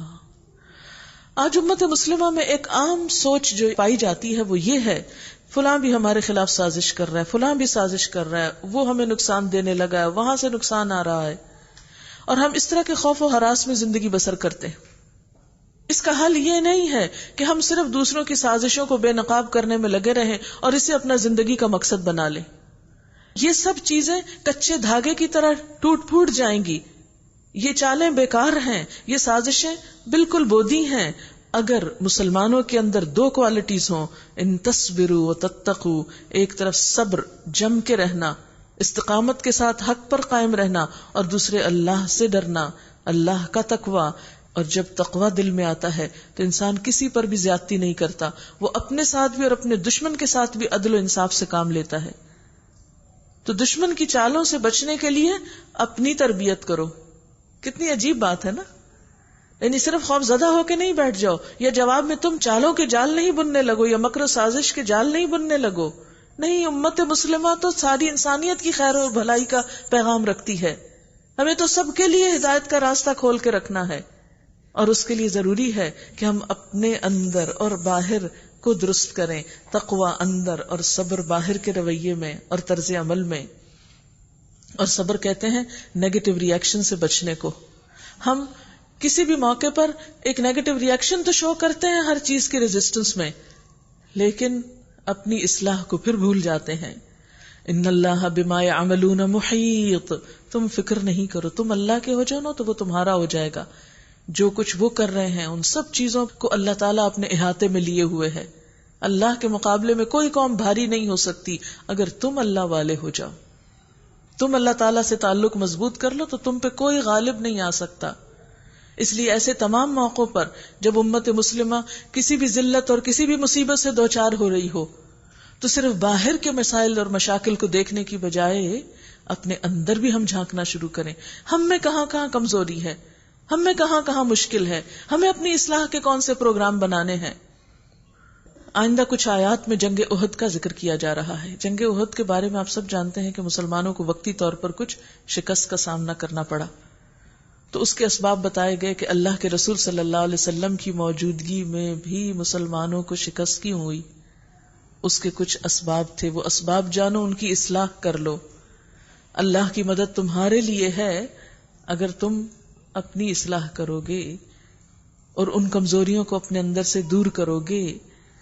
وَإِذْ غَدَوْتَ مِنْ أَهْلِكَ تُبَوِّئُ الْمُؤْمِنِينَ مَقَاعِدَ لِلْقِتَالِ. اے پیغمبر صلی اللہ علیہ وسلم، مسلمانوں کے سامنے اس موقع کا ذکر کرو جب تم صبح سویرے اپنے گھر سے نکلے تھے اور احد کے میدان میں مسلمانوں کو جنگ کے لیے جا بجا مامور کر رہے تھے. اللہ ساری باتیں سنتا ہے اور وہ نہایت باخبر ہے. یاد کرو جب تم میں سے 2 گروہ بزدلی دکھانے پر آمادہ ہو گئے تھے. کفار کا لشکر 3000 کا تھا، مسلمان 1000 تھے. احد تقریباً 2 میل دور ہے مدینہ سے. مسلمان جب اپنے گھروں سے نکلے تو عبداللہ بن ابی منافقین کو ساتھ لے کے ساتھ چلا، کیونکہ بظاہر وہ بھی اسلام کا اظہار کرتا تھا اور اس کے ساتھی بھی. تھوڑی دور آگے گئے تو اپنے 300 ساتھیوں کو لے کے واپس پلٹ آیا کہ ہم نے تو کہا تھا مدینہ کے اندر جنگ کرو، یہ تم باہر جا رہے ہو، ہم نہیں ساتھ دے سکتے. اب اس سے کیا ہوا، جب 300 لوگ ایک فوج میں سے یک الگ ہو جائیں اور عین موقع پر جنگ سے پہلے، تو آپ سوچیں کہ باقی لوگوں کا کیا حال ہوا ہوگا. اس پر کیا ہوا کہ 2 مخلص مسلمان قبیلوں کے اندر بھی تھوڑی بزدلی آ گئی کہ اب کیا ہوگا، یہ جو ساتھ چھوڑ گئے تو ہم کیسے پورے آئیں گے دشمن کے مقابلے میں. فرمایا حالانکہ اللہ ان کی مدد پر موجود تھا اور مومنوں کو اللہ ہی پر بھروسہ کرنا چاہیے. یعنی برے سے برے حالات میں جب دنیاوی اسباب ساتھ چھوڑ دیں تو بھی اللہ پر بھروسہ کرو. آخر اس سے پہلے جنگ بدر میں اللہ تمہاری مدد کر چکا تھا، اب تو تم پھر بھی 700 جب تو 313 تھے. حالانکہ اس وقت تم بہت کمزور تھے، لہٰذا تم کو چاہیے کہ اللہ کی ناشکری سے بچو. امید ہے کہ اب تم شکر گزار بنو گے. جس سے کیا پتہ چلتا ہے کہ میدان جنگ میں بھی، مشکل حالات میں بھی جب وسائل نظر نہ آئیں تو بھی ایک بندہ مومن شکر کی کیفیت پر اور جو پاس ہے اس پر صبر اور قناعت کے ساتھ آگے بڑھتا ہے. تو بات یہ پتہ چلتی ہے کہ جب تک انسان اندر سے کمزور نہیں پڑتا، اندر کا حوصلہ نہیں ٹوٹتا، اس وقت تک باہر کی چیزیں نقصان نہیں دیتی. لیکن جب انسان اندر سے کمزور ہوتا ہے، اس کا ایمان کمزور ہو جاتا ہے، اس کے اپنے اندر شک آ جاتا ہے، تو باہر کے بڑے بڑے اسباب اور وسائل بھی فائدہ نہیں دیتے. یاد کرو جب تم مومنوں سے کہہ رہے تھے کیا تمہارے لیے یہ بات کافی نہیں کہ اللہ 3000 فرشتے اتار کر تمہاری مدد کر دے. بے شک اگر تم صبر کرو اور خدا سے ڈرتے ہوئے کام کرو، دوبارہ پھر وہی آ رہا ہے تصبروا وتتقوا، یہ دو ہتھیار. تو جس آن دشمن تمہارے اوپر چڑھ کر آئیں گے اسی آن تمہارا رب 3000 نہیں 5000 صاحب نشان فرشتوں سے تمہاری مدد کرے گا. تم جم کے تو رہو. یہ بات اللہ نے تمہیں اس لیے بتا دی ہے کہ تم خوش ہو جاؤ اور تمہارے دل مطمئن ہو جائیں. فتح و نصرت جو کچھ بھی ہے اللہ کی طرف سے ہے، جو بڑی قوت والا اور دانا و بینا ہے، تاکہ کفر کی راہ چلنے والوں کا ایک بازو کاٹ دے یا ان کو ایسی ذلیل شکست دے کہ وہ نامرادی کے ساتھ پسپا ہو جائیں. لیس لک من الامر شیء او یتوب علیہم او یعذبہم فانہم ظالمون. اے نبی صلی اللہ علیہ وسلم، فیصلے کے اختیارات میں آپ کا کوئی حصہ نہیں. اللہ کو اختیار ہے، چاہے انہیں معاف کرے چاہے سزا دے، کیونکہ وہ ظالم ہیں. روایات میں آتا ہے کہ جنگ احد میں جب آپ کا دانت مبارک شہید ہوا تو آپ نے فرمایا ایسے لوگوں کو اللہ کیوں کر ہدایت دے گا، یا ان کا کیا ہوگا کہ جو اپنے پیغمبر کے ساتھ یہ سلوک کریں. تو اس پر اللہ تعالیٰ نے فرمایا کہ نہیں، کسی کو ہدایت دینے یا نہ دینے کا اختیار، کسی کی معافی یا سزا دینے کا اختیار یہ بس اللہ کو ہے. یہ فیصلہ اللہ نے اپنے پاس ہی رکھا ہے، اپنے حبیب محمد صلی اللہ علیہ وسلم کو بھی نہیں دیا. زمین اور آسمان میں جو کچھ ہے اس کا مالک اللہ ہے، جس کو چاہے بخش دے، جس کو چاہے عذاب دے، وہ معاف کرنے والا اور رحیم ہے. اس لیے کبھی بھی اللہ کی رحمت سے کسی کو بھی مایوس نہیں ہونا چاہیے، اور کبھی کسی کو یہ نہیں کہنا چاہیے چونکہ تم نے اتنی زندگی بہت غلط کام کیے اب تمہاری معافی نہیں ہو سکتی. جیسے وہ بنی اسرائیل کے ایک جسٹس نے 99 قتل کیے تھے، جب اس کو احساس ہوا کہ میں بہت گناہ گار ہوں، مجھے اب توبہ کرنی چاہیے، وہ نکلا اور اس نے کسی عالم سے پوچھا تو اس نے کہا نہیں تمہاری معافی تو نہیں ہو سکتی، تم تو بہت ہی گناہ گار ہو. اس نے اس کو بھی اڑا دیا اور پورے 100 کر دیے. تو اس پر پھر اس کا ضمیر بے چین ہوا. پھر کسی اور سے اس کی ملاقات ہوئی تو اس نے کہا کہ تم توبہ کر لو، اللہ تعالیٰ تمہیں معاف کر دے گا، لیکن توبہ پر قائم رہنے کے لیے تم وہ فلاں زمین میں نیک لوگ رہتے ہیں وہاں چلے جاؤ، کیونکہ ماحول بدلے گا، آب و ہوا کی تبدیلی ہوگی تو امراض بھی ٹھیک ہو جائیں گے. تو ہمارا بھی بعض اوقات حال یہی ہوتا ہے کہ ہم دین کی جب تبلیغ یا تعلیم کا کام کرتے ہیں تو بشرو کی بجائے تنفرو پہ زیادہ زور دیتے ہیں. حالانکہ نبی صلی اللہ علیہ وسلم کیا فرمائے، بشرو خوشخبری دیا کرو، ولا تنفرو متنفر نہ کیا کرو، یسرو آسانی پیدا کیا کرو، ولا تعسرو مشکلیں پیدا نہ کیا کرو. تو دین کا پیغام جو ہے ایک امید کا پیغام ہے. کوئی شخص کسی وقت بھی پلٹ آئے تو اللہ تعالیٰ کے دروازے اس کے لیے کھلے ہیں، شرط یہ ہے کہ پھر وہ استقامت کے ساتھ اور پورے خلوص نیت کے ساتھ پلٹے. یا ایھا الذین آمنوا لا تأکلوا الربا اضعافا مضاعفا، اے لوگو جو ایمان لائے ہو یہ بڑھتا اور چڑھتا سود کھانا چھوڑ دو اور اللہ سے ڈرو، امید ہے کہ فلاح پاؤ گے. کیونکہ مال کی محبت کی وجہ سے جنگ احد میں مسلمانوں کو ناکامی ہوئی تھی. جب درے پر متعین 40 افراد کو آپ صلی اللہ علیہ وسلم نے فرمایا تھا کہ کچھ بھی ہوتا کہ ہماری بوٹیاں بھی نوچ لی جائیں، تم لوگ یہاں سے نہیں ہٹو گے. جب مسلمان کامیاب ہوئے ابتدائی طور پر، دشمن جا رہا تھا تو ان میں سے بھی کچھ لوگ نیچے آ کر مال غنیمت سمیٹنے لگے. اسی موقع سے فائدہ اٹھا کر پھر دشمن نے پیچھے سے حملہ کیا اور مسلمان بیچ میں ٹریپ ہو گئے اور 70 صحابہ کرام شہید ہوئے. تو یہ بہت بڑا زخم تھا جو گھر گھر میں لگا ہوا تھا لوگوں کو. تو اس موقع پر یہ آیت نازل کی گئی کہ سود کھانا چھوڑ دو، کیونکہ سود خار جو ہے وہ مال کی محبت میں بری طرح مبتلا ہوتا ہے کہ دیوانہ ہو جاتا ہے. اس کو یہ بھی پرواہ نہیں رہتی کہ کوئی شخص کتنا ضرورت مند ہے جس کی ضرورت پر بھی میں اپنی ذات کے لیے کچھ کھینچ رہا ہوں. تو اس موقع پہ کہا دیکھو مال کی محبت بھی ان اسباب میں سے ہے جس سے مسلمانوں کو ناکامی ہوتی ہے، تو اس سے نکل آؤ. اصل میں قرآن کا انداز اتنا خوبصورت ہے کہ یہ صرف ایسا نہیں کہ چند ڈوز اینڈ ڈونٹس کی لسٹ پکڑا دی گئی ہے ہمیں کہ یہ کرو یہ نہ کرو، بلکہ یہ ایک تربیت کا نظام ہے. وہ یزکیہم کیا ہے آپ صلی اللہ علیہ وسلم نے. جہاں دیکھا کہ اب لوہا گرم ہے وہاں چوٹ لگائی کہ اب یہ سنیں گے، اب یہ بدلیں گے. اس آگ سے بچو جو کافروں کے لیے مہیا کی گئی ہے، اور اللہ اور رسول صلی اللہ علیہ وسلم کا حکم مان لو، توقع ہے کہ تم پر رحم کیا جائے گا. دوڑ کر چلو اس راہ پر جو تمہارے رب کی بخشش اور اس جنت کی طرف لے جاتی ہے جس کی وسعت زمین اور آسمانوں جیسی ہے. یعنی دنیا کے مال کے پیچھے مت دوڑو، دوڑنا ہے تو جنت کی طرف دوڑو. کیسی ہے وہ؟ زمین و آسمان کی وسعت جیسی. وہ کس کے لیے ہے؟ وہ ان تقوی والوں کے لیے ہے، خدا ترس لوگوں کے لیے ہے جو ہر حال میں اپنے مال خرچ کرتے ہیں، خواہ بدحال ہوں یا خوشحال. یعنی جنت میں جانے کے لیے شرط کیا ہے؟ ہر حال میں صدقہ کرو. ہم تو عام طور پر اس وقت صدقہ کرتے ہیں جب ہمارے پاس کچھ زیادہ ہو، ورنہ سوچتے ہیں کہ ہم تو خود ضرورت مند ہیں، ہم کسی کو کیا دے سکتے ہیں. تو یہاں پر کیا ہے؟ ہر حال میں خرچ کرتے ہیں، خواہ بدحال ہوں یا خوشحال. الذین ينفقون فی السراء والضراء والکاظمین الغیظ والعافین عن الناس، جو غصے کو پی جاتے ہیں اور دوسروں کے قصور معاف کر دیتے ہیں، ایسے نیک لوگ اللہ کو بہت پسند ہیں. اب یہاں جنت میں جانے والوں کی ایک اہم صفت بتائی گئی ہے کہ وہ غصے کو پی جاتے ہیں. لیکن مشکل یہ ہے کہ شاید ہی کوئی شخص ایسا ہو جس کو غصہ نہ آتا ہو، یا جو یہ کہتا ہوا نہ سنا گیا ہو کہ میری ایک بہت بڑی مشکل ہے کہ مجھے غصہ بہت آتا ہے.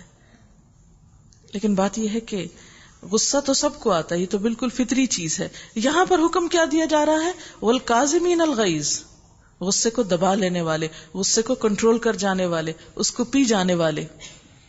اب ہوتا یہ ہے کہ غصے کے کچھ اسباب ہوتے ہیں. اگر ہم چاہتے ہیں کہ غصے سے نجات پائیں تو اس کے لیے ہمیں دیکھنا ہوگا کہ غصہ آتا کن بنیادوں پر ہے. ہم دیکھتے ہیں کہ نبی صلی اللہ علیہ وسلم کو بھی غصہ آتا تھا، لیکن آپ کا غصہ صرف اللہ تعالیٰ کی خاطر ہوتا تھا. آپ نے اپنی ذات کے لیے کبھی بھی انتقام نہیں لیا. حدیث میں آتا ہے نبی صلی اللہ علیہ وسلم نے اپنی ذات کے لیے کسی معاملے میں کبھی انتقام نہیں لیا مگر یہ کہ اللہ کی حرمت کو توڑا جا رہا ہو تو آپ اللہ کے لیے انتقام لیتے تھے. غصے کے لیے قرآن پاک میں 3 لفظ استعمال کیے گئے ہیں: سخط، غیظ اور غضب. غصے کے آنے کی کئی ایک وجوہات ہوتی ہیں. بعض اوقات سوشل پرابلمز ہوتے ہیں، بعض اوقات جینیٹک ریزنز ہوتی ہیں، بعض اوقات ہیلتھ پرابلمز ہوتے ہیں. تو جس شخص کو بھی غصہ زیادہ آتا ہو، یہ بات اس لیے آپ کو بتائی جا رہی ہے ذرا ان ڈیٹیل، کیونکہ جنت میں جانے کے لیے غصے کو دبانا بہت ضروری ہے. تو اس کا علاج کرنا ضروری ہے. یعنی غصہ جو ہے وہ ایک بیماری بن جاتا ہے بعض اوقات، تو اس کے اسباب اگر پتہ ہو تو پھر انسان اس کی اصلاح بھی کر لیتا ہے. اب اس کا نقصان کیا ہوتا ہے کہ ریلیشن شپس جو ہیں وہ افیکٹ ہو جاتے ہیں، فرینڈز کٹ آف ہو جاتے ہیں، پھر اسی طرح انسان ڈپریسڈ ہو جاتا ہے، اس کا اپنا ایٹیٹیوڈ بہت خراب ہوتا ہے، ٹانٹنگ، کرٹیسائزنگ. اور پھر جسمانی طور پر بھی انسان بلڈ پریشر کا، ڈائبٹیز کا، ہارٹ اٹیکس کا شکار ہوتا ہے. یعنی غصہ صرف روحانی طور پر، دینی طور پر ہی نہیں بلکہ جسمانی طور پر بھی بہت نقصان دہ ہے. تو جب یہ میں میٹر تیار کر رہی تھی اس کو لیکچر دینے کے لیے تو میں حیران ہو گئی. اللہ تعالیٰ اتنا مہربان ہے اور نبی صلی اللہ علیہ وسلم نے اتنی باریکی میں دور تک جا کر ہمیں چیزیں سکھائی اور ہمارا علاج کیا ہے کہ کس طرح تم اپنے غصے پر قابو پا سکتے ہو. اپنی پوزیشن چینج کر لو، خاموشی اختیار کرو، کیونکہ انسان اگر غصے کی حالت میں بولنا شروع کر دے تو بہت سے غلط باتیں اس کے منہ سے نکل جاتی ہیں. پھر اسی طرح یہ ہے کہ وضو کر لے، انسان اپنے جسم کو دھو لے، پانی پی لے، پھر اسی طرح اعوذ باللہ من الشیطان الرجیم پڑھے، پھر اسی طرح کسی ایکٹیویٹی میں جو پازیٹو ہو اس کو اختیار کرے. اور پھر صرف یہ نہیں کہ کاظمین الغیظ والعافین عن الناس بھی ہو، لوگوں کو معاف کرنے والے ہوں. اور ایک جملہ اپنی زندگی سے نکال دیں. بار بار جب آپ کہتے نا کہ مجھے بہت جلدی غصہ آتا ہے، تو پھر کچھ دن آپ بڑا فخر کرتے مجھے بہت غصہ آتا ہے، سب کے سامنے آپ ایڈمٹ کرتے رہتے ہیں اور پھر ان کو شو کر کے بھی دکھانا پڑتا ہے آپ کو کہ میں عمل بھی اب ذرا سا آپ کو کر کے دکھاتا ہوں. تو اس لیے اس جملے کو منفی سینٹینسز بولنا چھوڑ دیں تو اس سے بھی آپ کو فرق پڑے گا. اور پھر یہ ہے کہ خاموشی اختیار کر کے جو بھی معاملہ جھگڑے والا ہو، جس پہ غصہ آیا ہو، لیٹر آن آپ اس کو درست کر لیں. آپ دیکھیے کہ سب کو شوق ہوتا ہے ہمارا گھر بہت بڑا ہو. ہر شخص جو ایک گھر سے یعنی چھوٹے گھر سے بڑے میں جاتا ہے اس کے بعد وہاں کہتا نہیں اس سے بھی بڑا، اس سے بھی بڑا، اس سے کہیں انتہائی نہیں. اسی لیے اللہ تعالیٰ فرماتے ہیں کہ ایسی جنت دوں گا جو ساری زمین تو کیا آسمانوں جتنی چوڑی. اب ہمارے سامنے تو زمین اور آسمان ہی ہے نا، باقی پلانٹس اور چیزیں تو ہم نے نہیں دیکھی. اس لیے کہا کہ اتنی وسیع جنت تم کو دوں گا اگر تم اپنے اندر کچھ کوالٹیز پیدا کر لو. اور وہ کیا ہیں؟ خوشحالی میں، بدحالی میں، ہر حال میں مال خرچ کرنا اللہ کے راستے میں، غصے کو کنٹرول کرنا، یعنی غصے کو مینج کرنا. یہ نہیں ہو سکتا کہ غصہ آئے نہ، آتا تو ہے، لیکن اصل بات یہ ہے کہ آپ اس کا اظہار کس طرح کرتے ہیں، اس کا علاج کیا کرتے ہیں. والعافین عن الناس، اور پھر لوگوں کو معاف کر دینا، درگزر کر دینا. یعنی انہوں نے اگر آپ کو غصہ دلایا ہے تو بھی درگزر کا معاملہ. واللہ یحب المحسنین، ایسے لوگ محسن ہوتے ہیں اور اللہ محسنوں سے محبت رکھتا ہے. تو انسان جو اللہ سے سب سے بڑھ کے محبت کرتا ہے پھر اس کی خاطر ہر چیز چھوڑ دیتا ہے، سب کچھ بھول جاتا ہے، پھر لوگوں کو معاف بھی کرنا آسان ہو جاتا ہے. اور کیا ہے جنت کے لیے آپ کو کرنا؟ والذین اذا فعلوا فاحشة او ظلموا انفسهم ذکروا اللہ فاستغفروا لذنوبهم ومن يغفر الذنوب الا اللہ، جن کا حال یہ ہے کہ اگر کبھی کوئی فحش کام ان سے سرزد ہو جاتا ہے یا کسی گناہ کا ارتکاب کر کے وہ اپنے اوپر ظلم کر بیٹھتے ہیں تو انہیں فوراً اللہ یاد آ جاتا ہے اور اس سے وہ اپنے قصوروں کی معافی چاہتے ہیں، کیونکہ اللہ کے سوا اور کون ہے جو گناہ معاف کر سکتا ہو۔ یعنی کثرت سے استغفار اور کیا کرنا ہے، اور وہ دیدہ و دانستہ اپنے کیے پہ اصرار نہیں کرتے، نہیں غلطی سامنے آ جائے تو تسلیم کر کے اصلاح کرتے ہیں، غلطی پہ ڈٹ نہیں جاتے یا اس پر بحث نہیں کرتے۔ ایسے لوگوں کی جزا ان کے رب کے پاس یہ ہے کہ وہ ان کو معاف کر دے گا اور ایسے باغوں میں انہیں داخل کرے گا جن کے نیچے نہریں بہتی ہوں گی اور وہاں وہ ہمیشہ رہیں گے۔ کیسا اچھا بدلہ ہے نیک عمل کرنے والوں کے لیے۔ اللہ تعالیٰ کی باتیں جھٹلا دیں، مکذبین، یہ لوگوں کے لیے ایک صاف اور صریح تنبیہ ہے، اور جو اللہ سے ڈرتے ہوں ان کے لیے ہدایت اور نصیحت ہے۔ وَلَا تَهِنُوا وَلَا تَحْزَنُوا، دل شکستہ نہ ہو، غم نہ کرو، تم ہی غالب رہو گے اگر تم مومن ہو۔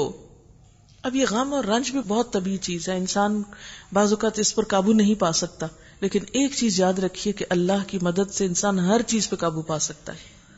اسی لیے سب سے پہلا حکم کیا دیا گیا؟ وَاسْتَعِینُوا بِالصَّبْرِ وَالصَّلَاةِ، صبر اور نماز کا دامن تھام لو، صبر کرو اور اللہ سے مدد چاہو۔ اس کے لیے ہم نے ایک کارڈ تیار کیا، اس میں رنج و غم کا علاج ہے، کیونکہ رنج اور غم انسان کو گھن کی طرح اندر سے کھوکھلا کرتا ہے اور انسان کی صلاحیتیں جو ہیں وہ ضائع ہونا شروع ہو جاتی ہیں۔ دیکھیے حالات نہیں بدلا کرتے، انسان کو خود کو بدلنا پڑتا ہے، اور خود کو اللہ کی مدد کے بغیر آپ نہیں بدل سکتے، کیونکہ انسان ایسے رنج و غم میں تو خود کمزور ہو جاتا ہے نا۔ تو اس کے لیے کیا ہے کہ وہ دعائیں جمع کی گئی ہیں اس میں جو مسنون ہے اور رنج و غم کے علاج کے طور پر نبی صلی اللہ علیہ وسلم نے سکھائی ہیں۔ اگر یہ دعائیں انسان پڑھتا رہے تو انشاءاللہ تعالی غم اور دکھ کا علاج ہو سکتا ہے۔ فرمایا دل شکستہ نہ ہو، غم نہ کرو، تم ہی غالب رہو گے اگر تم مومن ہو۔ اس وقت اگر تمہیں چوٹ لگی ہے، یعنی جنگ احد میں ناکامی کی شکل میں، تو اس سے پہلے ایسی ہی چوٹ تمہارے مخالف فریق کو بھی لگ چکی ہے۔ یہ تو زمانہ کے نشیب و فراز ہیں جنہیں ہم لوگوں کے درمیان گردش دیتے رہتے ہیں۔ تم پر یہ وقت اس لیے لایا گیا ہے کہ اللہ دیکھنا چاہتا تھا کہ تم میں سچے مومن کون ہیں، اور ان لوگوں کو چھانٹ لینا چاہتا تھا جو واقعی گواہ ہوں۔ وَيَتَّخِذَ مِنْكُمْ شُهَدَاءَ، شہداء کا ایک مطلب تو شہید اور دوسرا مطلب لِتَكُونُوا شُهَدَاءَ عَلَى النَّاسِ وَلَا شُهَدَاءَ، کیونکہ جن لوگوں کو امت میں سے شہداء کا کردار ادا کرنا ہے پھر ان کے اندر تو یہ کوالٹی ضروری ہے۔ یعنی اگر ہم بحیثیت امہ اپنا رول ادا کرنا چاہیں تو اس کے لیے ضروری ہے کہ پھر ہمارے اندر بنیادی کچھ خوبیاں ہوں، جن میں سے اہم ترین صبر اور تقوی اور غم، غصے اور ان منفی اثرات اور جذبات سے نجات، کیونکہ ظالم لوگ اللہ کو پسند نہیں، اور وہ اس آزمائش کے ذریعے سے مومنوں کو الگ چھانٹ کر کافروں کی سرکوبی کر دینا چاہتا تھا۔ کیا تم نے یہ سمجھ رکھا ہے کہ یوں ہی جنت میں چلے جاؤ گے؟ حالانکہ ابھی اللہ نے یہ تو دیکھا ہی نہیں کہ تم میں کون وہ لوگ ہیں جو اس کی راہ میں جانیں لڑانے والے اور اس کی خاطر صبر کرنے والے ہیں۔ تم تو موت کی تمنائیں کر رہے تھے، مگر یہ اس وقت کی بات تھی جب موت سامنے نہ آئی تھی۔ جنگ احد سے پہلے صحابہ کرام کو بہت شوق تھا کہ ہمیں بھی شہادت ملے، اور خصوصاً وہ جو بدر میں شریک نہیں ہوئے تھے۔ لو اب وہ تمہارے سامنے آ گئی اور تم نے اسے آنکھوں دیکھ لیا۔ وما محمد الا رسول، محمد صلی اللہ علیہ وسلم اس کے سوا کچھ نہیں کہ بس ایک رسول ہیں، ان سے پہلے اور رسول بھی گزر چکے، پھر کیا اگر وہ مر جائیں یا قتل کر دیے جائیں تو تم لوگ الٹے پاؤں پھر جاؤ گے؟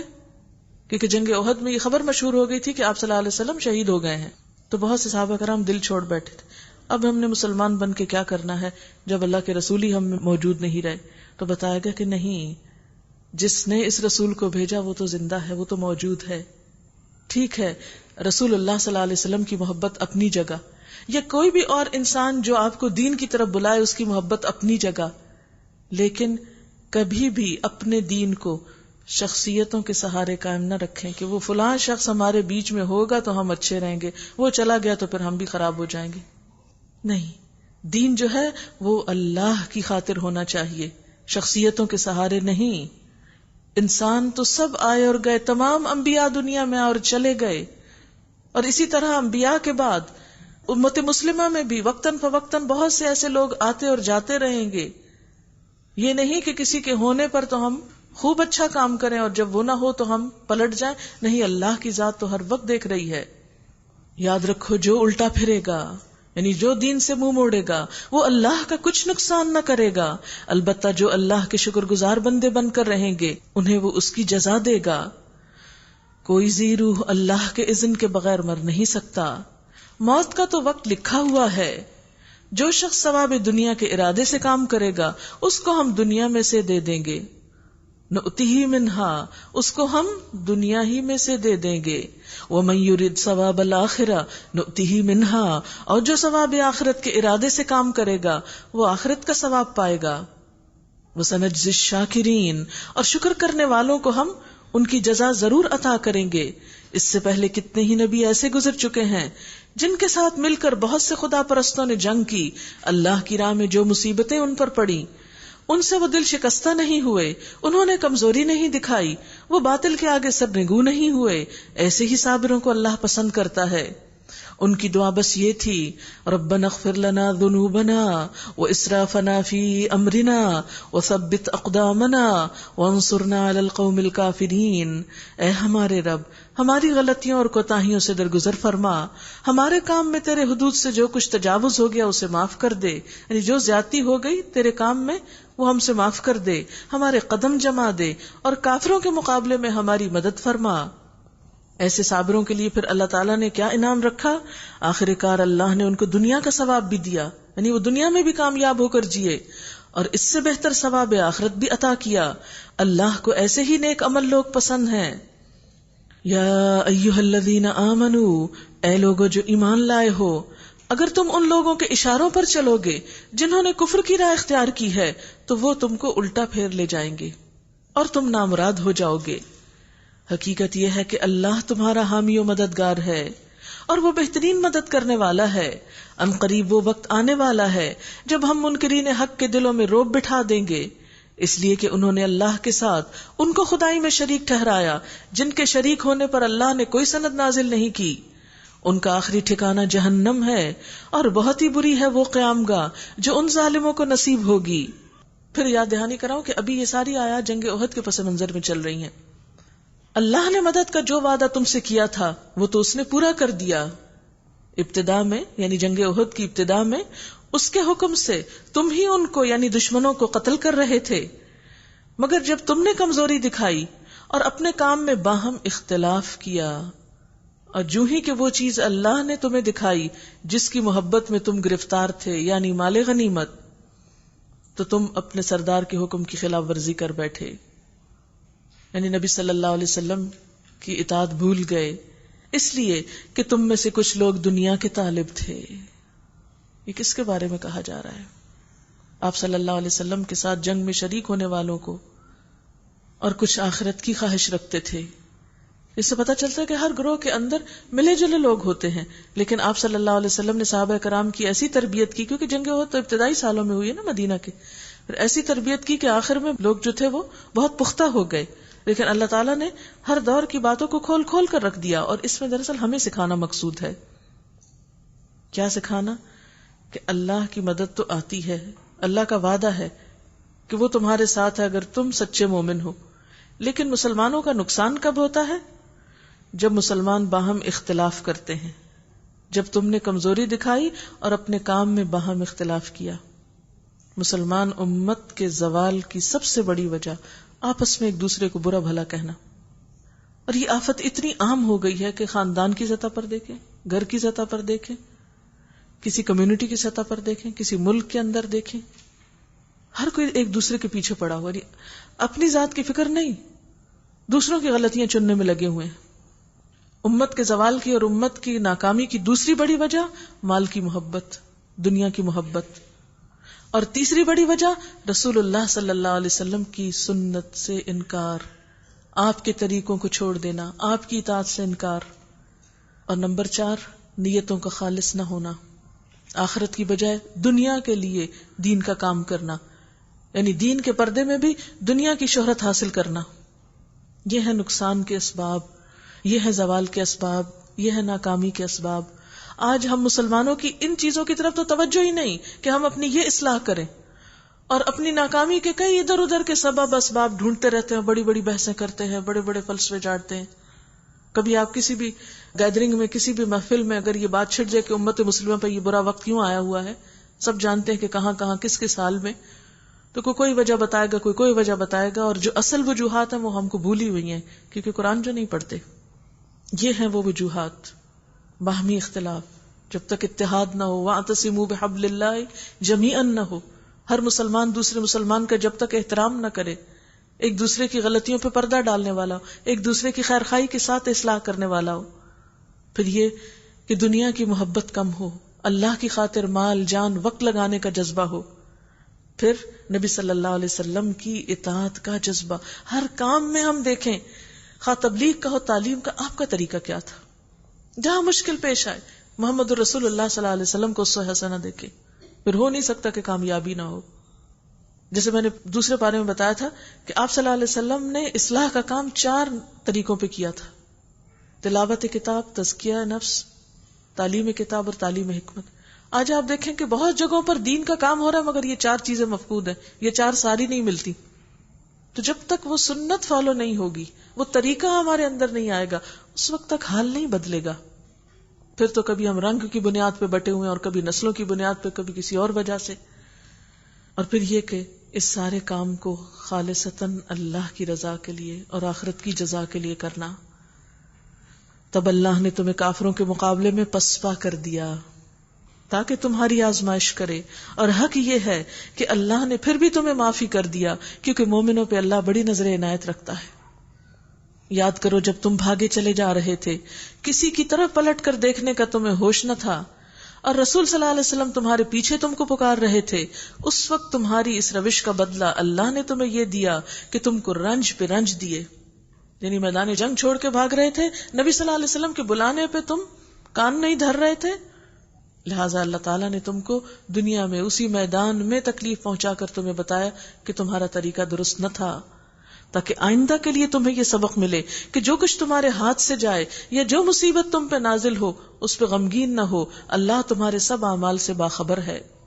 اس غم کے بعد پھر اللہ نے تم میں سے کچھ لوگوں پر ایسی اطمینان کی سی حالت طاری کر دی کہ وہ اونگنے لگے، مگر ایک دوسرا گروہ جس کے لیے ساری اہمیت بس اپنے مفاد کی تھی، اللہ کے متعلق طرح طرح کے جاہلانہ گمان کرنے لگا جو سراسر خلاف حق تھے.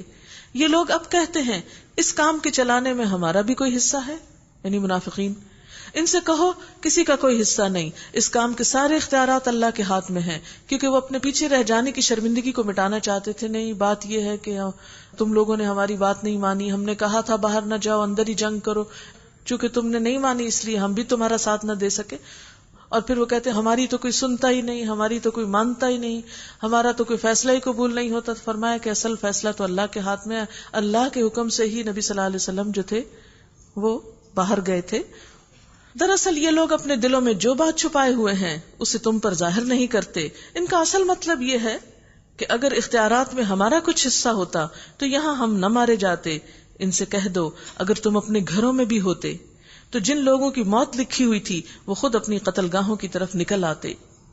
اور یہ معاملہ جو پیش آیا یہ تو اس لیے تھا کہ جو کچھ تمہارے سینوں میں پوشیدہ ہے اللہ اسے آزما لے، اور جو کھوٹ تمہارے دلوں میں ہے اسے چھانٹ دے. اللہ دلوں کا حال خوب جانتا ہے. تم میں سے جو لوگ مقابلے کے دن پیٹ پھیر گئے تھے ان کی اس لغزش کا سبب یہ تھا کہ ان کی بعض کمزوریوں کی وجہ سے شیطان نے ان کے قدم ڈگمگا دیے تھے. اللہ نے انہیں معاف کر دیا. اللہ بہت درگزر کرنے والا اور بردبار ہے. یا ایھا الذین آمنو، اے لوگو جو ایمان لائے ہو، کافروں کی سی باتیں نہ کرو جن کے عزیز و اقارب اگر کبھی سفر پر جاتے ہیں یا جنگ میں شریک ہوتے ہیں اور وہاں فوت ہو جائیں، کسی حادثے سے دوچار ہو جائیں، تو وہ کہتے ہیں اگر وہ ہمارے پاس ہوتے تو نہ مارے جاتے اور نہ قتل ہوتے. یہ باتیں کس کی باتیں ہیں؟ کافروں کی باتیں. مسلمان جو ہے وہ لوکانیات میں نہیں پڑتا. اللہ اس قسم کی باتوں کو ان کے دلوں میں حسرت و غم کا سبب بنا دیتا ہے، ورنہ دراصل مارنے اور جلانے والا تو اللہ ہی ہے، اور تمہاری تمام حرکات پر وہی نگران ہے. اگر تم اللہ کی راہ میں مارے جاؤ یا مر جاؤ تو اللہ کی جو رحمت اور بخشش تمہارے حصے میں آئے گی وہ ان ساری چیزوں سے زیادہ بہتر ہے جنہیں یہ لوگ جمع کر رہے ہیں. دنیا بھر کا مال بھی کسی کے پاس ہو مگر اللہ راضی نہ ہو تو کچھ نہیں ہے اس کے پاس. اور اگر ایک طرف اللہ کی رضا ہے اور دوسری طرف انسان کنگال ہے، فقیر ہے، تو بھی دنیا کا سب سے خوش قسمت انسان ہے. اور خواہ تم مرو یا مارے جاؤ، بہرحال تم سب کو سمٹ کر جانا اللہ ہی کی طرف ہے. فَبِمَا رَحْمَةٍ مِّنَ اللَّهِ لِنتَ لَهُمْ، یہ اللہ کی بڑی رحمت ہے کہ تم ان لوگوں کے لیے بہت نرم مزاج واقع ہوئے ہو، ورنہ اگر کہیں تم تندخو اور سنگ دل ہوتے تو یہ سب تمہارے گرد و پیش سے چھٹ جاتے. ان کے قصور معاف کر دو، ان کے حق میں دعائے مغفرت کرو اور دین کے کام میں ان کو بھی شریک مشورہ رکھو. پھر جب تمہارا عزم کسی رائے پر مستحکم ہو جائے تو اللہ پر بھروسہ کرو.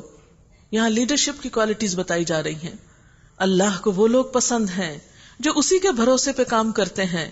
اللہ تمہاری مدد پر ہو تو کوئی طاقت تم پر غالب آنے والی نہیں، اور وہ تمہیں چھوڑ دے تو اس کے بعد کون ہے جو تمہاری مدد کر سکتا ہو. بس جو سچے مومن ہیں ان کو اللہ ہی پر بھروسہ رکھنا چاہیے. کسی نبی کا یہ کام نہیں ہو سکتا کہ وہ خیانت کر جائے. اصل میں اس جنگ میں مال غنیمت کی ایک چادر گم ہو گئی تو بعض نے کہا کہ شاید آپ صلی اللہ علیہ وسلم نے خود لے لی ہو، کیونکہ ناسمجھ لوگ بھی ہوتے ہیں نا ہر جگہ. تو اللہ تعالیٰ نے فرمایا کہ نہیں، نبی ایسے نہیں ہوتے، نبی خیانت نہیں کرتے. اور جو کوئی خیانت کرے تو وہ اپنی خیانت سمیت قیامت کے روز حاضر ہو جائے گا، اور پھر ہر شخص کو اس کی کمائی کا پورا پورا بدلہ مل جائے گا اور کسی پر کچھ ظلم نہ ہوگا. بھلا یہ کیسے ہو سکتا ہے کہ جو شخص ہمیشہ اللہ کی رضا پر چلنے والا ہو وہ اس شخص کے سے کام کرے جو اللہ کے غضب میں گر گیا ہو، اور جس شخص کا آخری ٹھکانہ جہنم ہو جو بدترین ٹھکانہ ہے. اللہ کے نزدیک دونوں قسم کے آدمیوں میں بدرجہ فرق ہے، اور اللہ سب کے اعمال پر نظر رکھتا ہے. لقد من اللہ علی المؤمنین، در حقیقت اہل ایمان پر تو اللہ نے بہت احسان کیا. اذ بعث فیہم رسولا من انفسہم، جب ان میں ایک رسول انہی کے اندر سے بھیجا، یعنی انسانوں میں سے، اہل عرب میں سے، ان کی قوم میں سے ان میں مبعوث فرمایا.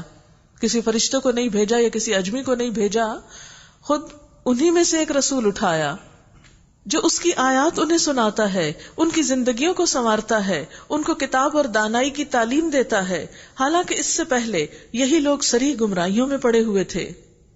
پھر وہی 4 نکاتی پروگرام بتایا گیا ہے جس کے ذریعے نبی صلی اللہ علیہ وسلم نے لوگوں کی اصلاح کی تھی.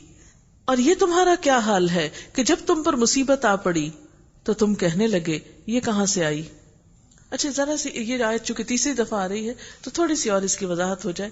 سب سے پہلی بات جو کہے گی وہ تلاوت آیات ہے، یعنی درست طریقے سے قرآن پاک کا پڑھنا اور پھر پڑھ کر سنانا. تلاوت کا مطلب آپ نے جو تلاوت کی اس کا مطلب کیا کہ آپ نے دوسروں کو پڑھ کر سنایا، کیونکہ پڑھ کر سنانے کی تاثیر ہی کچھ اور ہے. اور پھر لوگوں کو بھی اسے صحیح طور پر پڑھنا آنا چاہیے. یہ ہماری ایک بنیادی اسلامی ذمہ داری ہے. کتاب کی حفاظت کا ذریعہ ہے. پچھلے انبیاء کی کتابیں کیوں ضائع ہو گئی کہ لوگوں نے اصل ٹیکسٹ کو چھوڑ دیا. کوئی عربی ہو، اجمی ہو، کسی ملک علاقے سے تعلق رکھتا ہو، اس کے لیے کیا ضروری ہے کہ قرآن کو عربی ہی میں پڑھے. تو پہلا کام اللہ کی کتاب صحیح طور پہ پڑھنا آئے. آپ میں سے جن لوگوں کو ابھی تک یہ کام نہیں آتا تو اپنے آس پاس کوئی نہ کوئی تلاش کریں اور اس ذمہ داری کو نبھائیں. دوسرا کام یہاں پر تزکیہ بتایا گیا. تزکیہ کیسے ہوتا ہے؟ تزکیہ نفس کا بھی ہوتا ہے اور اخلاق اور عادات اور کردار کا بھی ہوتا ہے. اور یہ کام صرف تقریروں سے نہیں ہوتا. یہ مقصد صحبت اور زبانی گفتگو سے 1 to 1 بات کر کے ہوتا ہے. عموماً جو تقریریں ہوتی ہیں، جیسے یہ درس ہو رہا ہے تو اس میں اصولی باتیں تو بتائی جا رہی ہیں، لیکن اس کے بعد آپ کا طرز عمل کیا ہے، کہاں آپ نے غلطی ہے، کہاں آپ نے کون سا کام صحیح نہیں کیا، اس میں ہر انسان پھر فرق ہو جاتا ہے. تو اس کو ایسی مجلسوں میں بیٹھنے کی، ایسے لوگوں کے پاس بیٹھنے کی ضرورت ہوتی ہے کہ جہاں وہ اپنی اصلاح کر سکے. مطلب ایک شخص کی نیت بہت اچھی ہو سکتی ہے، اس کے دل میں اللہ کی محبت بہت ہو سکتی ہے، نمازوں میں، عبادات میں بہت اچھا ہو سکتا ہے، لیکن جو ہی وہ کسی سے معاملہ کرتا ہے تو اس کو اذیت دیتا ہے اور اس کو پتہ بھی نہیں چلتا کہ میں غلط کام کر رہا ہوں یا غلط بات کر رہا ہوں. تو اس چیز کی جب تک کہ کوئی اصلاح کرنے والا نہ ہو تزکیہ نہیں ہوتا. یعنی گویا اسلام صرف تقریر اور صرف تحریر سے نہیں پھیلتا. بندوں کی اصلاح جو ہے وہ محض علم سے نہیں ہوتی، اس کے لیے ایسے مربی اور ایسے علماء اور ایسے افراد کا ہونا ضروری ہے لوگوں کے بیچ میں جو انہیں زندگی کے چھوٹے چھوٹے معاملات میں ان کی رہنمائی کرتے رہیں۔ تیسری چیز کتاب کی تعلیم، اور تعلیم میں علم یعلم تعلیم باب تفعیل سے، جس کا مطلب ہوتا ہے تھوڑا تھوڑا کر کے سکھانا کہ انسان اس کو پوری طرح سمجھ بھی سکے، اس پہ غور و فکر بھی کر سکے اور اس کو اپنی زندگی میں ڈھال بھی سکے۔ اور چوتھی چیز ہے حکمت۔ حکمت کیا ہے؟ نبی صلی اللہ علیہ وسلم کی سنت، جیسے امام شافعی رحمۃ اللہ علیہ نے کہا، اور اسی طرح دین کے گہرے بھیدوں سے پردہ اٹھانا، یعنی ایک علم وہ ہے جو سطروں میں سامنے ظاہر میں نظر آتا ہے، اور حکمت دوسری طرف کیا ہے کہ اس پورے کی ایک روح یا جسٹ جو ہے اس کو بھی سامنے لانا۔ یعنی نبی صلی اللہ علیہ وسلم نے صرف احکامات نہیں بتائے بلکہ اس کے ساتھ ان کاموں کو بجا لانے کا شوق بھی دیا، ماحول بھی مہیا کیا۔ اور یہ تمہارا کیا حال ہے کہ جب تم پر مصیبت آ پڑی تو تم کہنے لگے یہ کہاں سے آئی، حالانکہ جنگ بدر میں اس سے دگنی مصیبت تمہارے ہاتھوں تمہارے دشمنوں پر پڑ چکی ہے۔ اے نبی صلی اللہ علیہ وسلم، ان سے کہو یہ مصیبت تمہاری اپنی لائی ہوئی ہے، اللہ ہر چیز پر قادر ہے۔ یعنی احد میں اگر ناکامی ہوئی تو تمہارے اپنے قصور پہ، جو نقصان لڑائی کے دن تمہیں پہنچا وہ اللہ کے اذن سے تھا۔ یعنی اللہ نے مومنوں پر مصیبت کیوں آنے کا اذن دیا؟ اس لیے کہ اللہ دیکھ لے تم میں سے مومن کون ہے اور منافق کون۔ کسی بھی انسان کی اصل پرکھ آزمائش کے وقت ہوتی ہے۔ اچھے وقتوں میں تو سب ساتھی ہوتے ہیں، سب دوست ہوتے ہیں، لیکن اصل دوست وہ ہوتا ہے جو کڑے وقت میں، مشکل وقت میں، مصیبت کے وقت میں کام آئے۔ اور منافق صرف اسلام کے اچھے وقتوں کے دوست تھے، مصیبت کے وقت کے نہیں۔ وہ منافق کہ جب ان سے کہا گیا او اللہ کی راہ میں جنگ کرو یا کم از کم مدافعت ہی کرو، یعنی مدینہ کی، تو کہنے لگے اگر ہمیں علم ہوتا کہ آج جنگ ہوگی تو ہم ضرور تمہارے ساتھ چلتے۔ یہ بات جب وہ کہہ رہے تھے اس وقت وہ ایمان کی بنسبت کفر سے زیادہ قریب تھے۔ یعنی کوئی بھی مخلص اور وفادار اس طرح کی حجتیں نہیں پیش کرتا۔ وہ اپنی زبانوں سے وہ باتیں کہتے ہیں جو ان کے دلوں میں نہیں ہوتی، اور جو کچھ وہ دلوں میں چھپاتے ہیں اللہ اسے خوب جانتا ہے۔ یہ وہی لوگ ہیں جو خود تو بیٹھے رہے اور ان کے جو بھائی بند لڑنے گئے اور مارے گئے ان کے متعلق انہوں نے کہہ دیا اگر وہ ہماری بات مان لیتے تو نہ مارے جاتے۔ ان سے کہو اگر تم اپنے اس قول میں سچے ہو تو خود جب تمہاری موت آئے اسے ٹال دکھانا، پھر تم بھی نہ مرنا۔ جو لوگ اللہ کی راہ میں قتل ہوئے انہیں مردہ مت سمجھو، وہ تو حقیقت میں زندہ ہیں، اپنے رب کے پاس رزق پا رہے ہیں۔ جو کچھ اللہ نے اپنے فضل سے انہیں دیا ہے اس پہ خوش و خرم ہیں اور مطمئن ہیں کہ جو اہل ایمان ان کے پیچھے دنیا میں رہ گئے ہیں اور ابھی وہاں نہیں پہنچے ہیں ان کے لیے بھی کسی خوف اور رنج کا موقع نہیں۔ یعنی ان لوگوں کے لیے خاص طور پر خوش ہو رہے ہیں جو انہی کے راستوں پہ چلتے ہیں، اور وہ اللہ کے انعام اور اس کے فضل پر خوش ہیں۔ ان کو معلوم ہو چکا ہے کہ اللہ مومنوں کے اجر ضائع نہیں کرتا، اللہ اپنے وعدوں میں سچا ہے۔ حضرت عبداللہ بن مسعود سے روایت ہے کہ ہم نے اس آیت کے بارے میں حضور صلی اللہ علیہ وسلم سے پوچھا تو آپ نے فرمایا شہیدوں کی روحیں سبز پرندوں کی شکل میں ہوں گی، ان کے لیے عرش الہی میں کچھ قندیلیں لٹکتی ہیں، یہ روحیں جنت میں جہاں چاہیں سیر کرتی ہیں، پھر ان قندیلوں میں واپس آ جاتی ہیں۔ ان کے رب نے ان کی طرف دیکھا تو پوچھا کہ تمہیں کس چیز کی خواہش ہے؟ انہوں نے کہا ہم کس چیز کی خواہش کریں، ہم جہاں چاہیں سیر کرتے ہیں۔ ان کے رب نے 3 بار جب سوال کیا انہوں نے دیکھا کہ جواب دیے بغیر چارہ نہیں، کہا اے ہمارے رب ہم یہ چاہتے ہیں کہ تو ہمیں واپس دنیا میں لوٹا دے تاکہ ہم تیری راہ میں پھر جہاد کریں، پھر شہید ہوں۔ کیونکہ شہید کی سب سے بڑی تمنا کیا ہے کہ پھر اسی طرح مر کے آؤں۔ حالانکہ موت کتنی تکلیف دہ چیز ہے لیکن شہید کے لیے وہ اتنی لذیذ چیز ہے کہ بار بار اس لذت سے گزرنا چاہتا ہے کہ اللہ کی راہ میں چھوٹی چھوٹی چیزیں دینا تو کیا، جان دینا بھی اس کے لیے پرلطف ہو جاتا ہے۔ لیکن ہم تو کوئی چھوٹی چیز بھی دینے کو تیار نہیں، وقت تک دینے کو تیار نہیں۔ ہمیں دنیا کے بہت سارے کام اور مسئلے مسائل ہیں، باقی تو کیا دیں گے۔ جن لوگوں نے زخم کھانے کے بعد بھی اللہ اور اس کے رسول کی پکار پر لبیک کہا، ان میں جو لوگ نیکوکار اور پرہیزگار ہیں ان کے لیے بڑا اجر ہے۔ اور وہ جن سے لوگوں نے کہا کہ تمہارے خلاف بڑی فوجیں جمع ہوئی ہیں ان سے ڈرو، تو یہ سن کر ان کا ایمان اور بڑھ گیا اور انہوں نے جواب دیا کہ ہمارے لیے اللہ کافی ہے اور وہی بہترین کارساز ہے۔ آخر کار وہ اللہ کی نعمت اور فضل کے ساتھ پلٹ آئے، ان کو کسی قسم کا ضرر بھی نہ پہنچا اور اللہ کی رضا پر چلنے کا شرف بھی انہیں حاصل ہو گیا۔ اللہ بڑا فضل فرمانے والا ہے۔ یہ جنگ احد کے بعد ابو سفیان جب واپس پلٹ گیا بغیر کچھ حاصل کیے سوائے اس کے کہ مسلمانوں کو کچھ نقصان ہوا، تو راستے میں ہمراہ الاسد ایک جگہ کا نام ہے، وہاں پہنچ کر اس کو خیال آیا کہ میں نے تو بہت غلط کام کیا ہے، ابھی تو مسلمانوں کو میں نے ختم ہی نہیں کیا، اتنا اچھا موقع تھا۔ تو اس پر اس نے سوچا کہ دوبارہ حملہ کیا جائے۔ تو اتنے میں مسلمانوں کو اس کے اس ارادے کی خبر ہوئی تو اللہ کے رسول صلی اللہ علیہ وسلم نے اگلے ہی دن پھر مسلمانوں کو جنگ کے لیے پکارا۔ تو کہا جاتا ہے کہ زخموں کی چوٹیں کھائے ہوئے دکھے ہوئے لوگ پھر اپنے زخموں سمیت دوبارہ جنگ پہ جانے کے لیے تیار ہو گئے۔ یہ ہوتا نا سچا ایمان۔ ہم تو کہہ دیتے ہیں آج ہماری طبیعت خراب ہے، ہم نہیں جا رہے پڑھنے پڑھانے یا کوئی نیک کام کرنے، لیکن وہاں کیا حال تھا کہ ایک دن اتنی چوٹیں کھائی کہ کوئی شخص نہ تھا جو زخمی نہ تھا، اور زخم ہو تو بخار بھی ہوتا ہے ساتھ اور کیسی طبیعت ہوتی، لیکن پھر کثیر تعداد میں لوگ تیار ہو گئے کہ ہم جاتے ہیں، اور پھر چلے بھی۔ لیکن وہاں جا کے پتا چلا کہ ابو سفیان گھبرا کے چلا گیا ہے اور جنگ بھی نہیں ہوئی، اور وہاں پر کچھ تجارت ہوئی، تجارتی قافلے سے ملے اور کچھ فائدہ حاصل کر کے مسلمان واپس لوٹ آئے۔ اب تمہیں معلوم ہو گیا کہ وہ دراصل شیطان تھا جو اپنے دوستوں سے خامخواہ ڈرا رہا تھا، کیونکہ ابو سفیان نے کسی قافلے سے کہا تھا جاؤ مدینہ میں خبر عام کر دو کہ ہم پھر سے آ رہے ہیں، تو یہ خوف زدہ کرنے کی جو سازش تھی اس کے بارے میں کہا جا رہا ہے۔ لہٰذا آئندہ تم انسانوں سے نہ ڈرنا، مجھ سے ڈرنا اگر تم حقیقت میں صاحب ایمان ہو۔ جو لوگ آج کفر کے راستے میں بڑی دوڑ دھوپ کر رہے ہیں، خوب کوششیں کر رہے ہیں، ان کی کوششیں تمہیں غمگین نہ کریں، کیونکہ بعض اوقات ہم دیکھتے ہیں نا کہ مسلمان تو بہت پیچھے چلے گئے اور کفار نے اتنی ترقی کر لی اور اتنا اسلحہ بنا لیا اور ایسی ایسی چیزیں تیار کر لی، تو پتہ نہیں ہوگا کیا، اب تو شاید نعوذ باللہ سب ختم ہی ہو جائے۔ تو اس دور میں بھی، اور قرآن تو ہر دور کے لیے نا، فرمائے کہ ان پہ غمگین ہونے کی ضرورت نہیں ہے، یہ اللہ کا کچھ بھی نہ بگاڑ سکیں گے۔ اللہ کا ارادہ یہ ہے کہ ان کے لیے آخرت میں کوئی حصہ نہ رکھے اور بالآخر ان کو سخت سزا ملنے والی ہے۔ لیکن بات یہ ہے کہ ہمارے لیے مدد کا وعدہ جبھی ہے جب ہم اللہ کی اطاعت کے مطابق خود کو بدلیں۔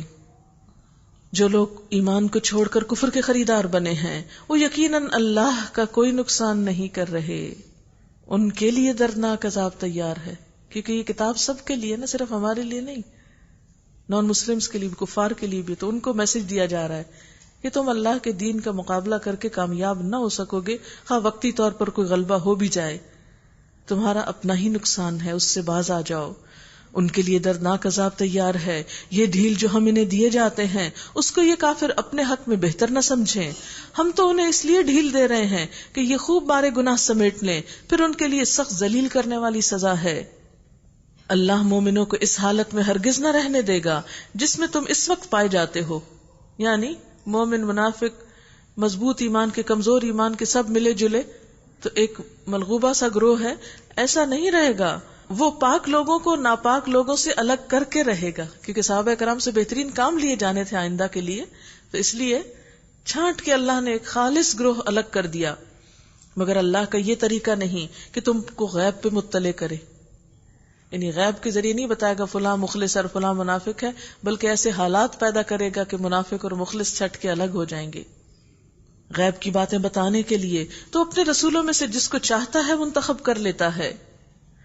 لہذا غیب کے بارے میں اللہ اور اس کے رسول پر ایمان رکھو، اگر تم ایمان اور خدا ترسی کی روش پہ چلو گے تو تم کو بڑا اجر ملے گا۔ جن لوگوں کو اللہ نے اپنے فضل سے نوازا ہے اور پھر وہ بخل سے کام لیتے ہیں، وہ اس خیال میں نہ رہیں کہ یہ بخیلی ان کے لیے اچھی ہے، نہیں، یہ ان کے حق میں نہایت بری ہے۔ جو کچھ وہ اپنی کنجوسی سے جمع کر رہے ہیں وہی قیامت کے روز ان کے گلے کا طوق بن جائے گا۔ زمین اور آسمانوں کی میراث اللہ ہی کے لیے ہے اور تم جو کچھ کرتے ہو اللہ اس سے باخبر ہے۔ اب جنگ احد کے حالات کے آخر میں پھر مال خرچ کرنے کی بات کی جا رہی ہے، کیونکہ دین کی ترقی کے لیے ہمیشہ مالی قربانیوں کی ضرورت ہوتی ہے، لیکن جب ہم اپنی ذات کے فائدے سوچتے ہیں اور دین کا فائدہ نہیں سوچتے تو پھر اسی قسم کے حالات سے مسلمانوں کو دوچار ہونا ہوتا ہے۔ زمین اور آسمانوں کی میراث اللہ ہی کے لیے ہے اور تم جو کچھ کرتے ہو اللہ اس سے باخبر ہے. اللہ نے ان لوگوں کی بات سن لی جو کہتے ہیں اللہ فقیر ہے اور ہم غنی ہیں. وہ کیوں کہتے تھے کہ روز اللہ کے نام پر اور اللہ کے دین کے لیے مانگا جا رہا ہے، اگر اللہ تعالیٰ اپنے دین کو ترقی دینا چاہتا ہے تو خود ہی بھیج دے کچھ، ہم سے کیوں مانگتے ہو. ان کی یہ باتیں بھی ہم لکھ لیں گے، یعنی جو اللہ کی راہ میں دیتے ہوئے تنگ ہوتے ہیں ان کی یہ باتیں بھی ہم لکھ لیں گے.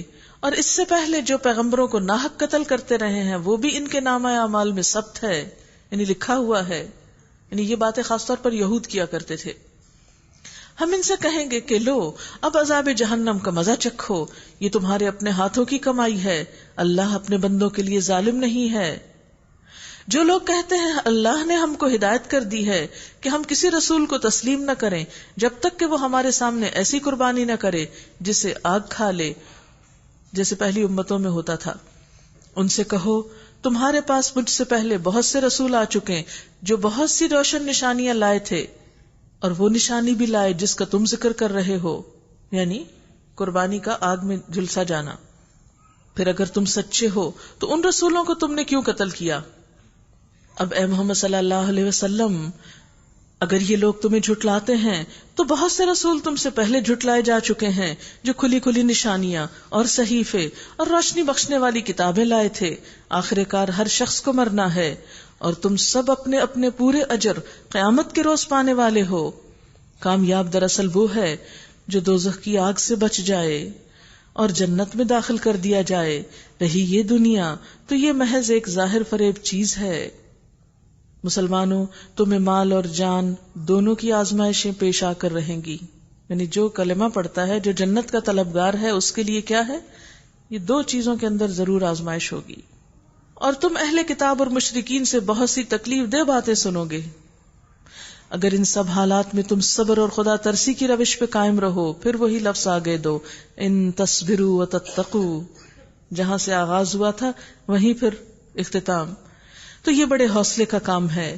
ان اہل کتاب کو وہ عہد بھی یاد دلاؤ جو اللہ نے ان سے لیا تھا کہ تمہیں کتاب کی تعلیمات کو لوگوں میں پھیلانا ہوگا. اہل کتاب سے بھی عہد لیا گیا تھا کہ کتاب کی تعلیمات کو لوگوں میں واضح کرنا ہوگا، پھیلانا ہوگا، انہیں پوشیدہ نہیں رکھنا ہوگا. مگر انہوں نے کتاب کو پس پش ڈال دیا. آج ہمارا حال کیا ہے کہ اس کتاب کی تعلیمات کو لوگوں میں بیان کرنے کی بجائے، پھیلانے کی بجائے محفوظ کیسز میں رکھ دیا ہے. اور کیا کر رہے ہیں؟ جو ہماری اپنی دلچسپیوں کے کام ہیں. مگر انہوں نے کتاب کو پس پش ڈال دیا اور تھوڑی قیمت پر اسے بیچ ڈالا. یعنی اگر دین کا کوئی کام کیا بھی تو اس سے دنیا کمانے کی فکر کی. کتنا برا کاروبار ہے جو یہ کر رہے ہیں.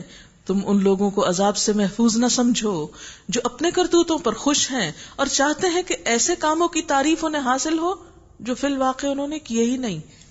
حقیقت میں ان کے لیے دردناک سزا تیار ہے. زمین اور آسمان کا مالک اللہ ہے اور اس کی قدرت سب پر حاوی ہے. ان فی خلق السماوات والارض واختلاف اللیل والنہار لآیات لأولی الالباب.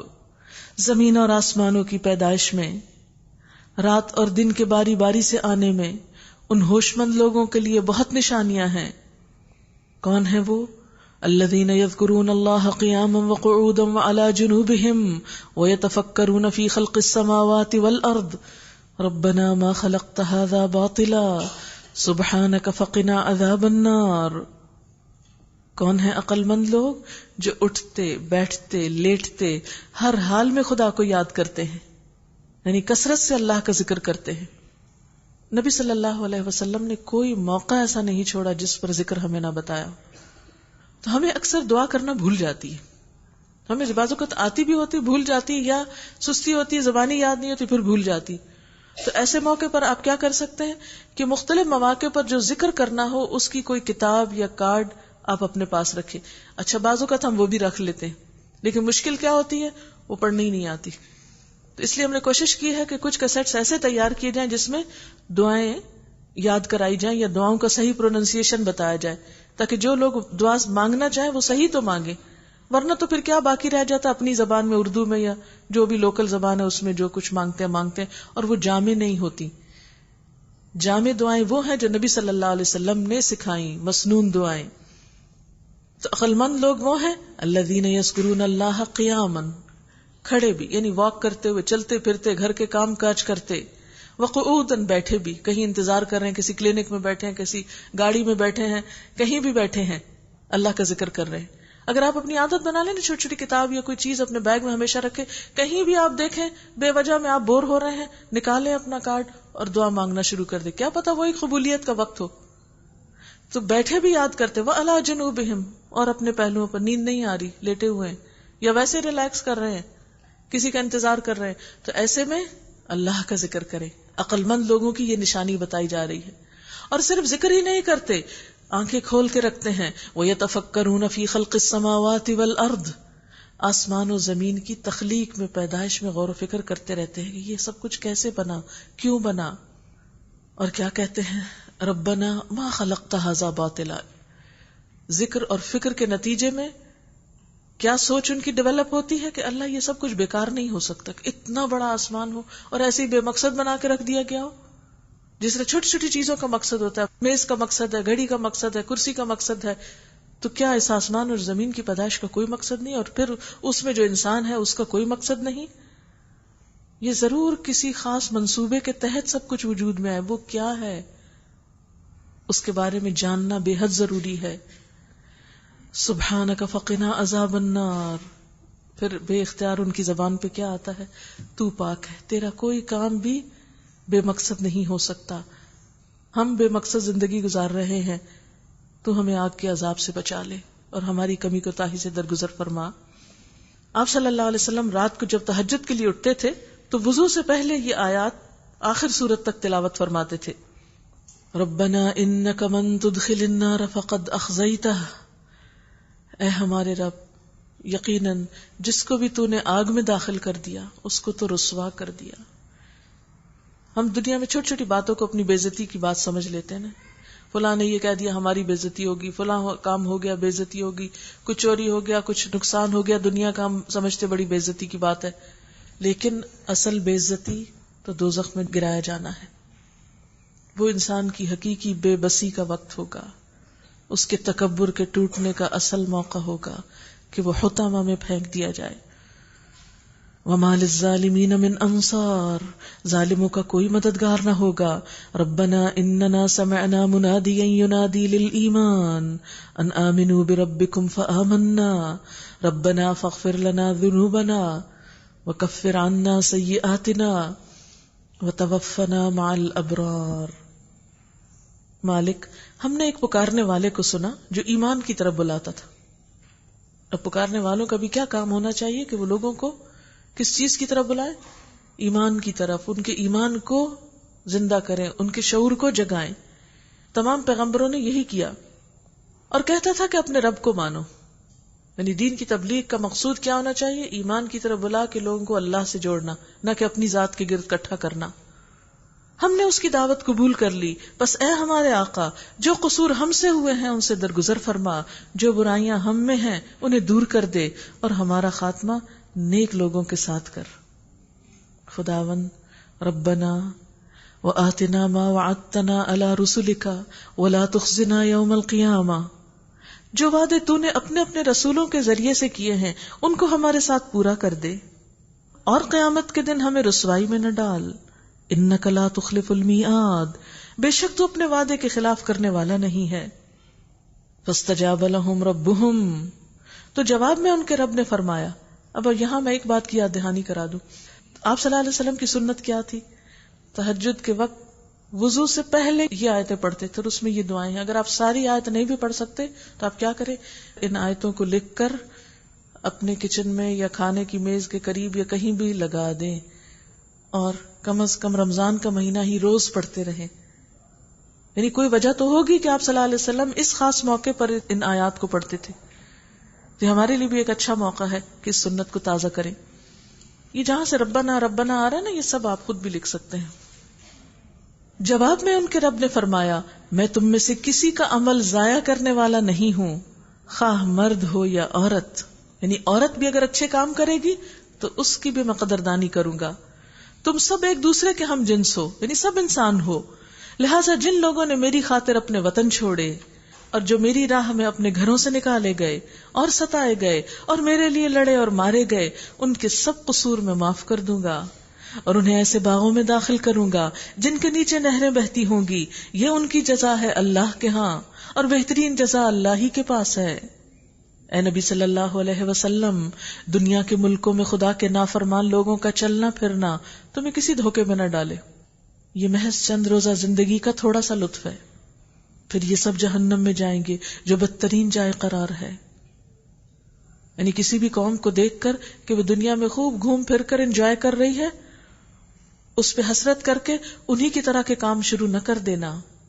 تم تو امت مسلمہ ہو، تمہیں تو کسی اور مقصد کے لیے پیدا کیا گیا ہے، تمہاری تو کچھ اور ذمہ داری ہے، کیونکہ المرء مع من احب، انسان انہی کے ساتھ ہوگا جن سے وہ محبت کرتا ہے۔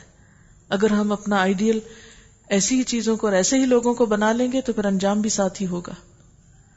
بتایا کیا جا رہا ہے کہ کسی بھی مسلمان کی سیر و تفریح یا دنیا میں گھومنا پھرنا بے مقصد نہیں ہوتا۔ مسلمان اپنی زندگی کے ہر موڑ پر اپنے مقصد کو سامنے رکھتا ہے، اور اس کی وضاحت انشاءاللہ سورۃ التوبہ میں آئے گی السائحون کے تحت، کہ مسلمان کی زمین میں گردش کن مقاصد کے لیے ہوتی ہے۔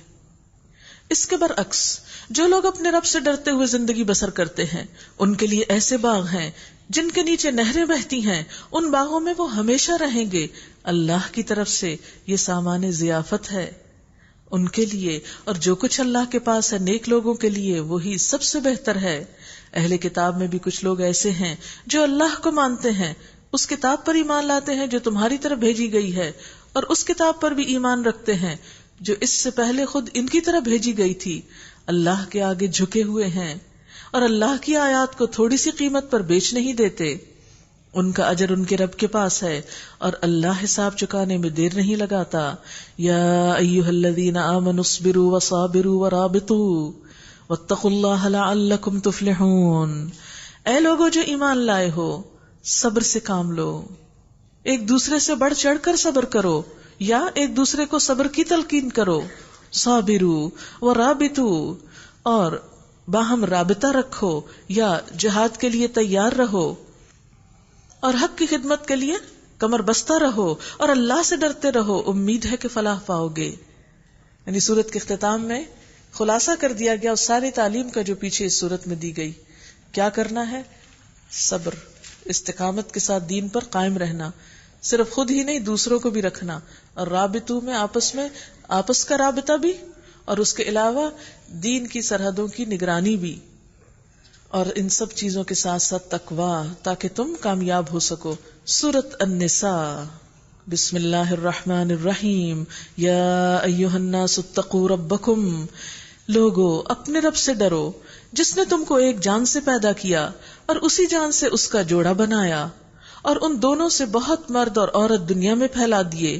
اس خدا سے ڈرو جس کا واسطہ دے کر تم ایک دوسرے سے اپنے حق مانگتے ہو، اور رشتہ دار اور قرابت کے تعلقات بگاڑنے سے پرہیز کرو۔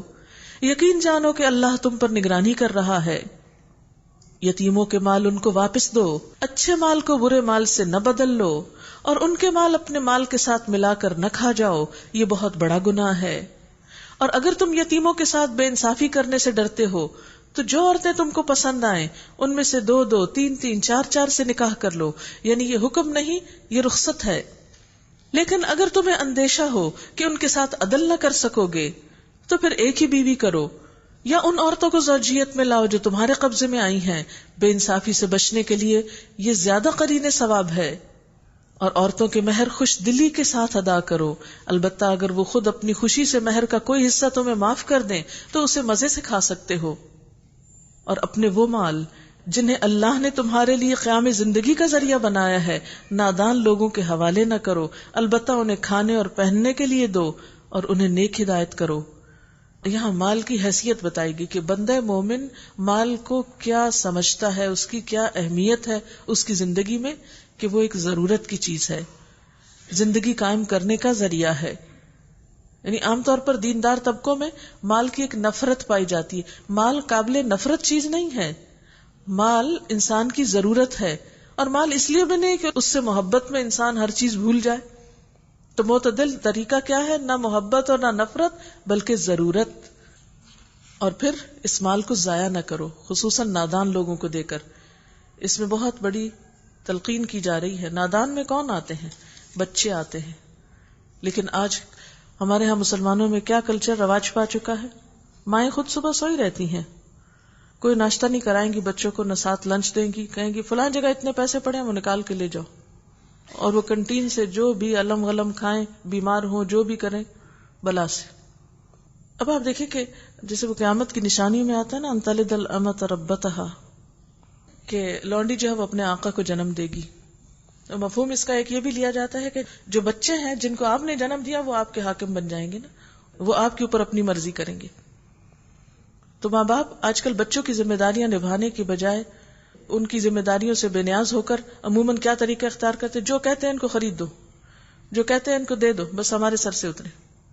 کبھی ٹیلی ویژن کے آگے بٹھا دیں گے، کبھی اور اسی طرح کی کسی ایکٹیویٹی میں لگا دیں گے اور خود اپنی مرضی کی زندگی بسر کریں گے. نہیں، اولاد کی صحیح تعلیم و تربیت اور ان کو وقت دینا اور اس بات کا خیال کرنا کہ کیا خرید رہے ہیں، کیا کھا رہے ہیں، یہ بنیادی ذمہ داریوں میں سے ہے. ورنہ بعض اوقات بچوں کو زیادہ مال کا دیا جانا ان کے اندر بہت سی اخلاقی خرابیوں کو بھی جنم دیتا ہے. اور یتیموں کی آزمائش کرتے رہو یہاں تک کہ وہ نکاح کے قابل عمر کو پہنچ جائیں. پھر اگر تم ان کے اندر اہلیت پاؤ تو ان کے مال ان کے حوالے کر دو. یعنی یتیم بچوں کا مال بھی ہو تو ان کی بلوغت پر، سمجھداری پر ان کو دو. ایسا کبھی نہ کرنا کہ حد انصاف سے تجاوز کر کے اس خوف سے ان کے مال جلدی جلدی کھا جاؤ کہ وہ بڑے ہو کر اپنے حق کا مطالبہ کریں گے. یتیم کا جو سرپرست مالدار ہو وہ پرہیزگاری سے کام لے، اور جو غریب ہو وہ معروف طریقے سے کھائے.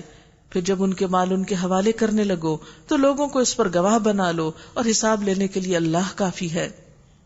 للرجال نصیب مما ترک الوالدان والاقربون، مردوں کے لیے اس مال میں حصہ ہے جو ماں باپ اور رشتہ داروں نے چھوڑا ہو، اور عورتوں کے لیے بھی اس مال میں حصہ ہے جو ماں باپ اور رشتہ داروں نے چھوڑا ہو، خواہ تھوڑا ہو یا بہت، اور یہ حصہ اللہ کی طرف سے مقرر ہے. یہاں آپ دیکھیں گے سورۃ النساء میں کہ عورتوں کے حقوق پہ بہت دفعہ بات آ رہی ہے کہ ان کا مہر ادا کرو، ان کو وراثت میں حصہ دو. یہ وہ چیزیں تھی جو عرب جاہلیت میں نہیں پائی جاتی تھی، اور عورتیں بہت مظلوم تھیں. اسلام نے آ کر ان کو ان کی حیثیت دی، ان کا مقام دیا. اب چونکہ اس وقت تو وقت نہیں ہے، اس لیے عورت کے حقوق کے بارے میں کچھ کیسٹس موجود ہیں کہ کیا کیا حق اسلام نے عورت کو دیا ہے. اور خاص طور پر آپ دیکھیں کہ سورت کا نام بھی عورتوں کے نام پر رکھا گیا، النساء. اور جب تقسیم کے موقع پر کنبے کے لوگ اور یتیم اور مسکین آئیں تو اس مال میں سے ان کو بھی کچھ دو، یعنی جن کا وراثت میں حصہ نہیں، کچھ نہ کچھ ان کے ساتھ بھی بھلائی کرو، اور ان کے ساتھ بھلے مانسو کی سی بات کرو. قولا معروفا، لوگوں کو اس بات کا خیال کر کے ڈرنا چاہیے کہ اگر خود اپنے پیچھے بے بس اولاد چھوڑتے تو مرتے وقت انہیں اپنے بچوں کے حق میں کیسے کچھ اندیشے لاحق ہوتے. یعنی آپ چاہیں گے کہ آپ کے بعد آپ کے بچوں کے ساتھ ایسا سلوک کیا جائے جو آپ اس موقع پہ دوسروں کے بچوں سے کر رہے ہیں جن کے ماں باپ موجود نہیں ہیں. اصل ایمان یہی ہے، اصل تقوی یہی ہے کہ انسان دوسرے کی جگہ خود کو رکھ لے، جو اپنے لیے پسند کرتا ہے وہی اس کے لیے کرے. بس چاہیے کہ خدا کا خوف کریں اور راستے کی بات کریں. جو لوگ ظلم کے ساتھ یتیموں کے مال کھاتے ہیں در حقیقت وہ اپنے پیٹ آگ سے بھرتے ہیں. یعنی یتیم کا مال کھانا، کیونکہ یتیم بیچارہ خود بچہ ہے، کمزور ہے، کیونکہ بلوغت پہ یتیمی ختم ہو جاتی ہے. ہمارے تو فقیر بوڑھے بھی ہو جائیں تو کہتے ہیں ہم یتیم ہیں، لیکن اسلام میں یتیم کون ہوتا ہے؟ جو بلوغت سے کم ہو، یعنی جو بالغ نہ ہو. تو ایسے بچوں کو اپنے مفاد کا کچھ پتہ نہیں ہوتا، انہیں خبر بھی نہیں ہوتی کہ ان کے ماں باپ نے کیا چھوڑا. مثلا ایک دودھ پیتا بچہ ہے، اس کا باپ فوت ہو گیا، اس کو کیا خبر کہ اس کے لیے باپ نے کیا کچھ چھوڑا. اب یہ جو اوپر کے لوگ ہیں انہیں سب پتا ہے، اور اگر وہ اس بچے کے ساتھ بھی خیانت کر رہے ہیں اور اس کا مال چھپا رہے ہیں، لے جا رہے ہیں اور نقصان پہنچا رہے ہیں تو وہ اپنے پیٹ میں آگ بھر رہے ہیں، اور وہ ضرور جہنم کی بھڑکتی ہوئی آگ میں جھونکے جائیں گے. تمہاری اولاد کے بارے میں اللہ تمہیں ہدایت کرتا ہے کہ مرد کا حصہ 2 عورتوں کے برابر ہے. وہ کیوں؟ یہ ظلم نہیں. اس کی تفصیل اگرچہ عورتوں کے حقوق والی کیسٹ میں موجود ہے، لیکن بات یہ ہے کہ ساری معاشی ذمہ داری مرد پر ہے. مرد جب شادی کرتا ہے تو اس کو حق کے مہر دینا ہے، بیوی گھر آ جاتی ہے تو نان نفقہ دینا ہے. اس کے برعکس عورت کو وراثت میں سے جو کچھ ملتا ہے وہ اس کا اپنا ہے، اسے نہ شوہر پہ خرچ کرنا ہے نہ بچوں پہ کرنا ہے. تو جس کے اوپر ذمہ داری زیادہ ہے اس کو حق بھی زیادہ دیا گیا ہے. اگر میت کی وارث 2 سے زائد لڑکیاں ہوں تو انہیں ترکے کا 2/3 دیا جائے گا، یعنی 2/3. اور اگر ایک ہی لڑکی وارث ہو تو آدھا ترکہ اس کا ہے. اگر میت صاحب اولاد ہو تو اس کے والدین میں سے ہر ایک کو ترکے کا چھٹا حصہ ملنا چاہیے، اور اگر وہ صاحب اولاد نہ ہو اور والدین ہی اس کے وارث ہوں تو ماں کو تیسرا حصہ دیا جائے گا، اور اگر میت کے بھائی بہن بھی ہوں تو ماں چھٹے حصے کی حقدار ہوگی. بات یہ ہے کہ وراثت کی تقسیم کے معاملے میں اللہ تعالیٰ نے سارا فیصلہ خود فرمایا کہ کس کو کتنا دینا ہے. یہ حقوق کی بات ہے نا، خود ایسے لگتا ہے کہ ترازو رکھ کے حصے کاٹ کے بتا دیے تمہارا اتنا ہے، تمہارا اتنا ہے، تمہارا اتنا ہے، اور کوئی کسی پر ظلم نہ کرے. کیونکہ وراثت کے معاملے میں غلط وصیت جو ہے انسان کی ساری زندگی کے نیکیوں کو ضائع کر دیتی ہے. یہ سب حصے اس وقت نکالے جائیں گے جب وصیت جو میت نے کی ہو پوری کر دی جائے اور قرض جو اس کے اوپر ہو ادا کر دیا جائے. یعنی وراثت کی تقسیم دو چیزوں کے بعد ہوگی، وصیت پوری کرنے کے بعد اور قرض کی ادائیگی کے بعد. تم نہیں جانتے کہ تمہارے ماں باپ اور اولاد میں سے کون نفع کے لحاظ سے تم سے قریب تر ہے. بعض اوقات انسان کی ایفیلیشن یا انسان کی محبت کسی ایک طرف ہوتی ہے اور دوسرے کی پرواہ کم ہوتی ہے، تو انسان چاہتا ہے اس کو زیادہ ملے. فرمایا اپنے دل کی باتوں پہ نہ جاؤ، تمہیں نہیں پتا تمہیں کون زیادہ فائدہ پہنچائے گا. یہ حصے اللہ نے مقرر کر دیے ہیں، اور اللہ یقیناً سب حقیقتوں سے واقف ہے اور ساری مصلحتوں کا جاننے والا ہے، حکمت والا ہے. اور تمہاری بیویوں نے جو کچھ چھوڑا ہو اس کا آدھا تمہیں ملے گا اگر وہ بے اولاد ہوں، ورنہ اولاد ہونے کی صورت میں ترکے کا 1/4 1/4 حصہ تمہارا ہے، جبکہ وصیت جو انہوں نے کی ہو وہ پوری کر دی جائے اور جو قرض انہوں نے چھوڑا ہو وہ ادا کر دیا جائے. یعنی عورت کی ہوئی وصیت بھی پوری ہوگی اور عورت بھی وصیت کر سکتی ہے. یہ بات میں اس لیے تاکید سے کہہ رہی ہوں کہ ہمارے یہاں عموماً عورت کی بات کو کوئی اہمیت نہیں دی جاتی، زندگی میں بیچاری کی نہیں دی جاتی، مرنے کے بعد کون یاد رکھے گا اس نے کیا کہا تھا. لیکن اس معاملے میں اللہ تعالیٰ نے تلقین کر دی کہ نہیں، ان کی وصیت بھی پوری کی جائے. ورنہ تو یہ ایک جملہ عمومی کافی تھا نا، جو بھی مرے اس کی وصیت پوری کر دی جائے. یعنی عمومی طور پہ کہہ دیا جاتا کہ جو بھی فوت ہو اس کی وصیت پوری کی جائے. لیکن اللہ تعالیٰ نے یہاں مردوں کے لیے الگ اور عورتوں کا ذکر الگ طور پر کیا. اور وہ تمہارے ترکے میں سے 1/4 کی حقدار ہوں گی اگر تم بے اولاد ہو، ورنہ صاحب اولاد ہونے کی صورت میں ان کا حصہ 8واں ہوگا. بعد اس کے کہ جو وصیت تم نے کی ہو وہ پوری کر دی جائے، جو قرض تم نے چھوڑا ہو وہ ادا کر دیا جائے. اور اگر وہ مرد یا عورت یعنی جس کی میراث تقسیم ہو رہی ہے بے اولاد بھی ہو اور اس کے ماں باپ بھی زندہ نہ ہو، یعنی اوپر نیچے سے کوئی رشتہ باقی نہیں، مگر اس کا ایک بھائی یا ایک بہن موجود ہو، تو بھائی اور بہن ہر ایک کو چھٹا حصہ ملے گا. یہاں آپ دیکھ رہے ہیں کہ بھائی بہن عورت اور مرد کو برابر رکھا گیا ہے. وہ جو پہلے عورت کو کم اور مرد کو زیادہ ملا تھا وہاں ذمہ داریوں کی بات تھی، یعنی ایک اولاد کی شکل میں جو مال آتا ہے اور جو کثرت کے ساتھ یعنی جو ایک روٹین کا معاملہ ہے اس میں بات اور طرح ہے. لیکن یہاں یہ سچویشن کبھی کبھی ہوتی ہے، اس میں مرد اور عورت میں کوئی ڈسکریمنیشن نہیں کی گئی، دونوں کو چھٹا حصہ. اور بھائی بہن ایک سے زیادہ ہوں تو کل ترکہ کے 1/3 میں وہ سب شریک ہوں گے، جبکہ وصیت جو کی گئی ہو پوری کر دی جائے اور قرض جو میت نے چھوڑا ہو ادا کر دیا جائے، بشرطے کہ وہ ضرر رساں نہ ہو. یعنی وہ وصیت پوری کی جائے گی جس میں کسی کو نقصان نہ دیا جا رہا ہو یا کسی کے نقصان کے لیے وصیت نہ کی گئی ہو. کیونکہ نبی صلی اللہ علیہ وسلم نے اس معاملے میں بہت سخت بات فرمائی ہے. نبی صلی اللہ علیہ وسلم نے فرمایا آدمی تمام عمر اہل جنت کے سے کام کرتا ہے مگر مرتے وقت وصیت میں ضرر رسانی کر کے یعنی دوسرے کو نقصان دے کر اپنی کتاب زندگی کو ایسے عمل پہ ختم کر جاتا ہے جو اسے دوزخ کا مستحق بنا دیتا ہے. یعنی ایک شخص ہمیں پسند نہیں لیکن حقیقی وارث وہ ہے، اس کو محروم کرنے کے لیے ہم غلط قسم کی وصیت لکھ جائیں تو یہ بات درست نہ ہوگی.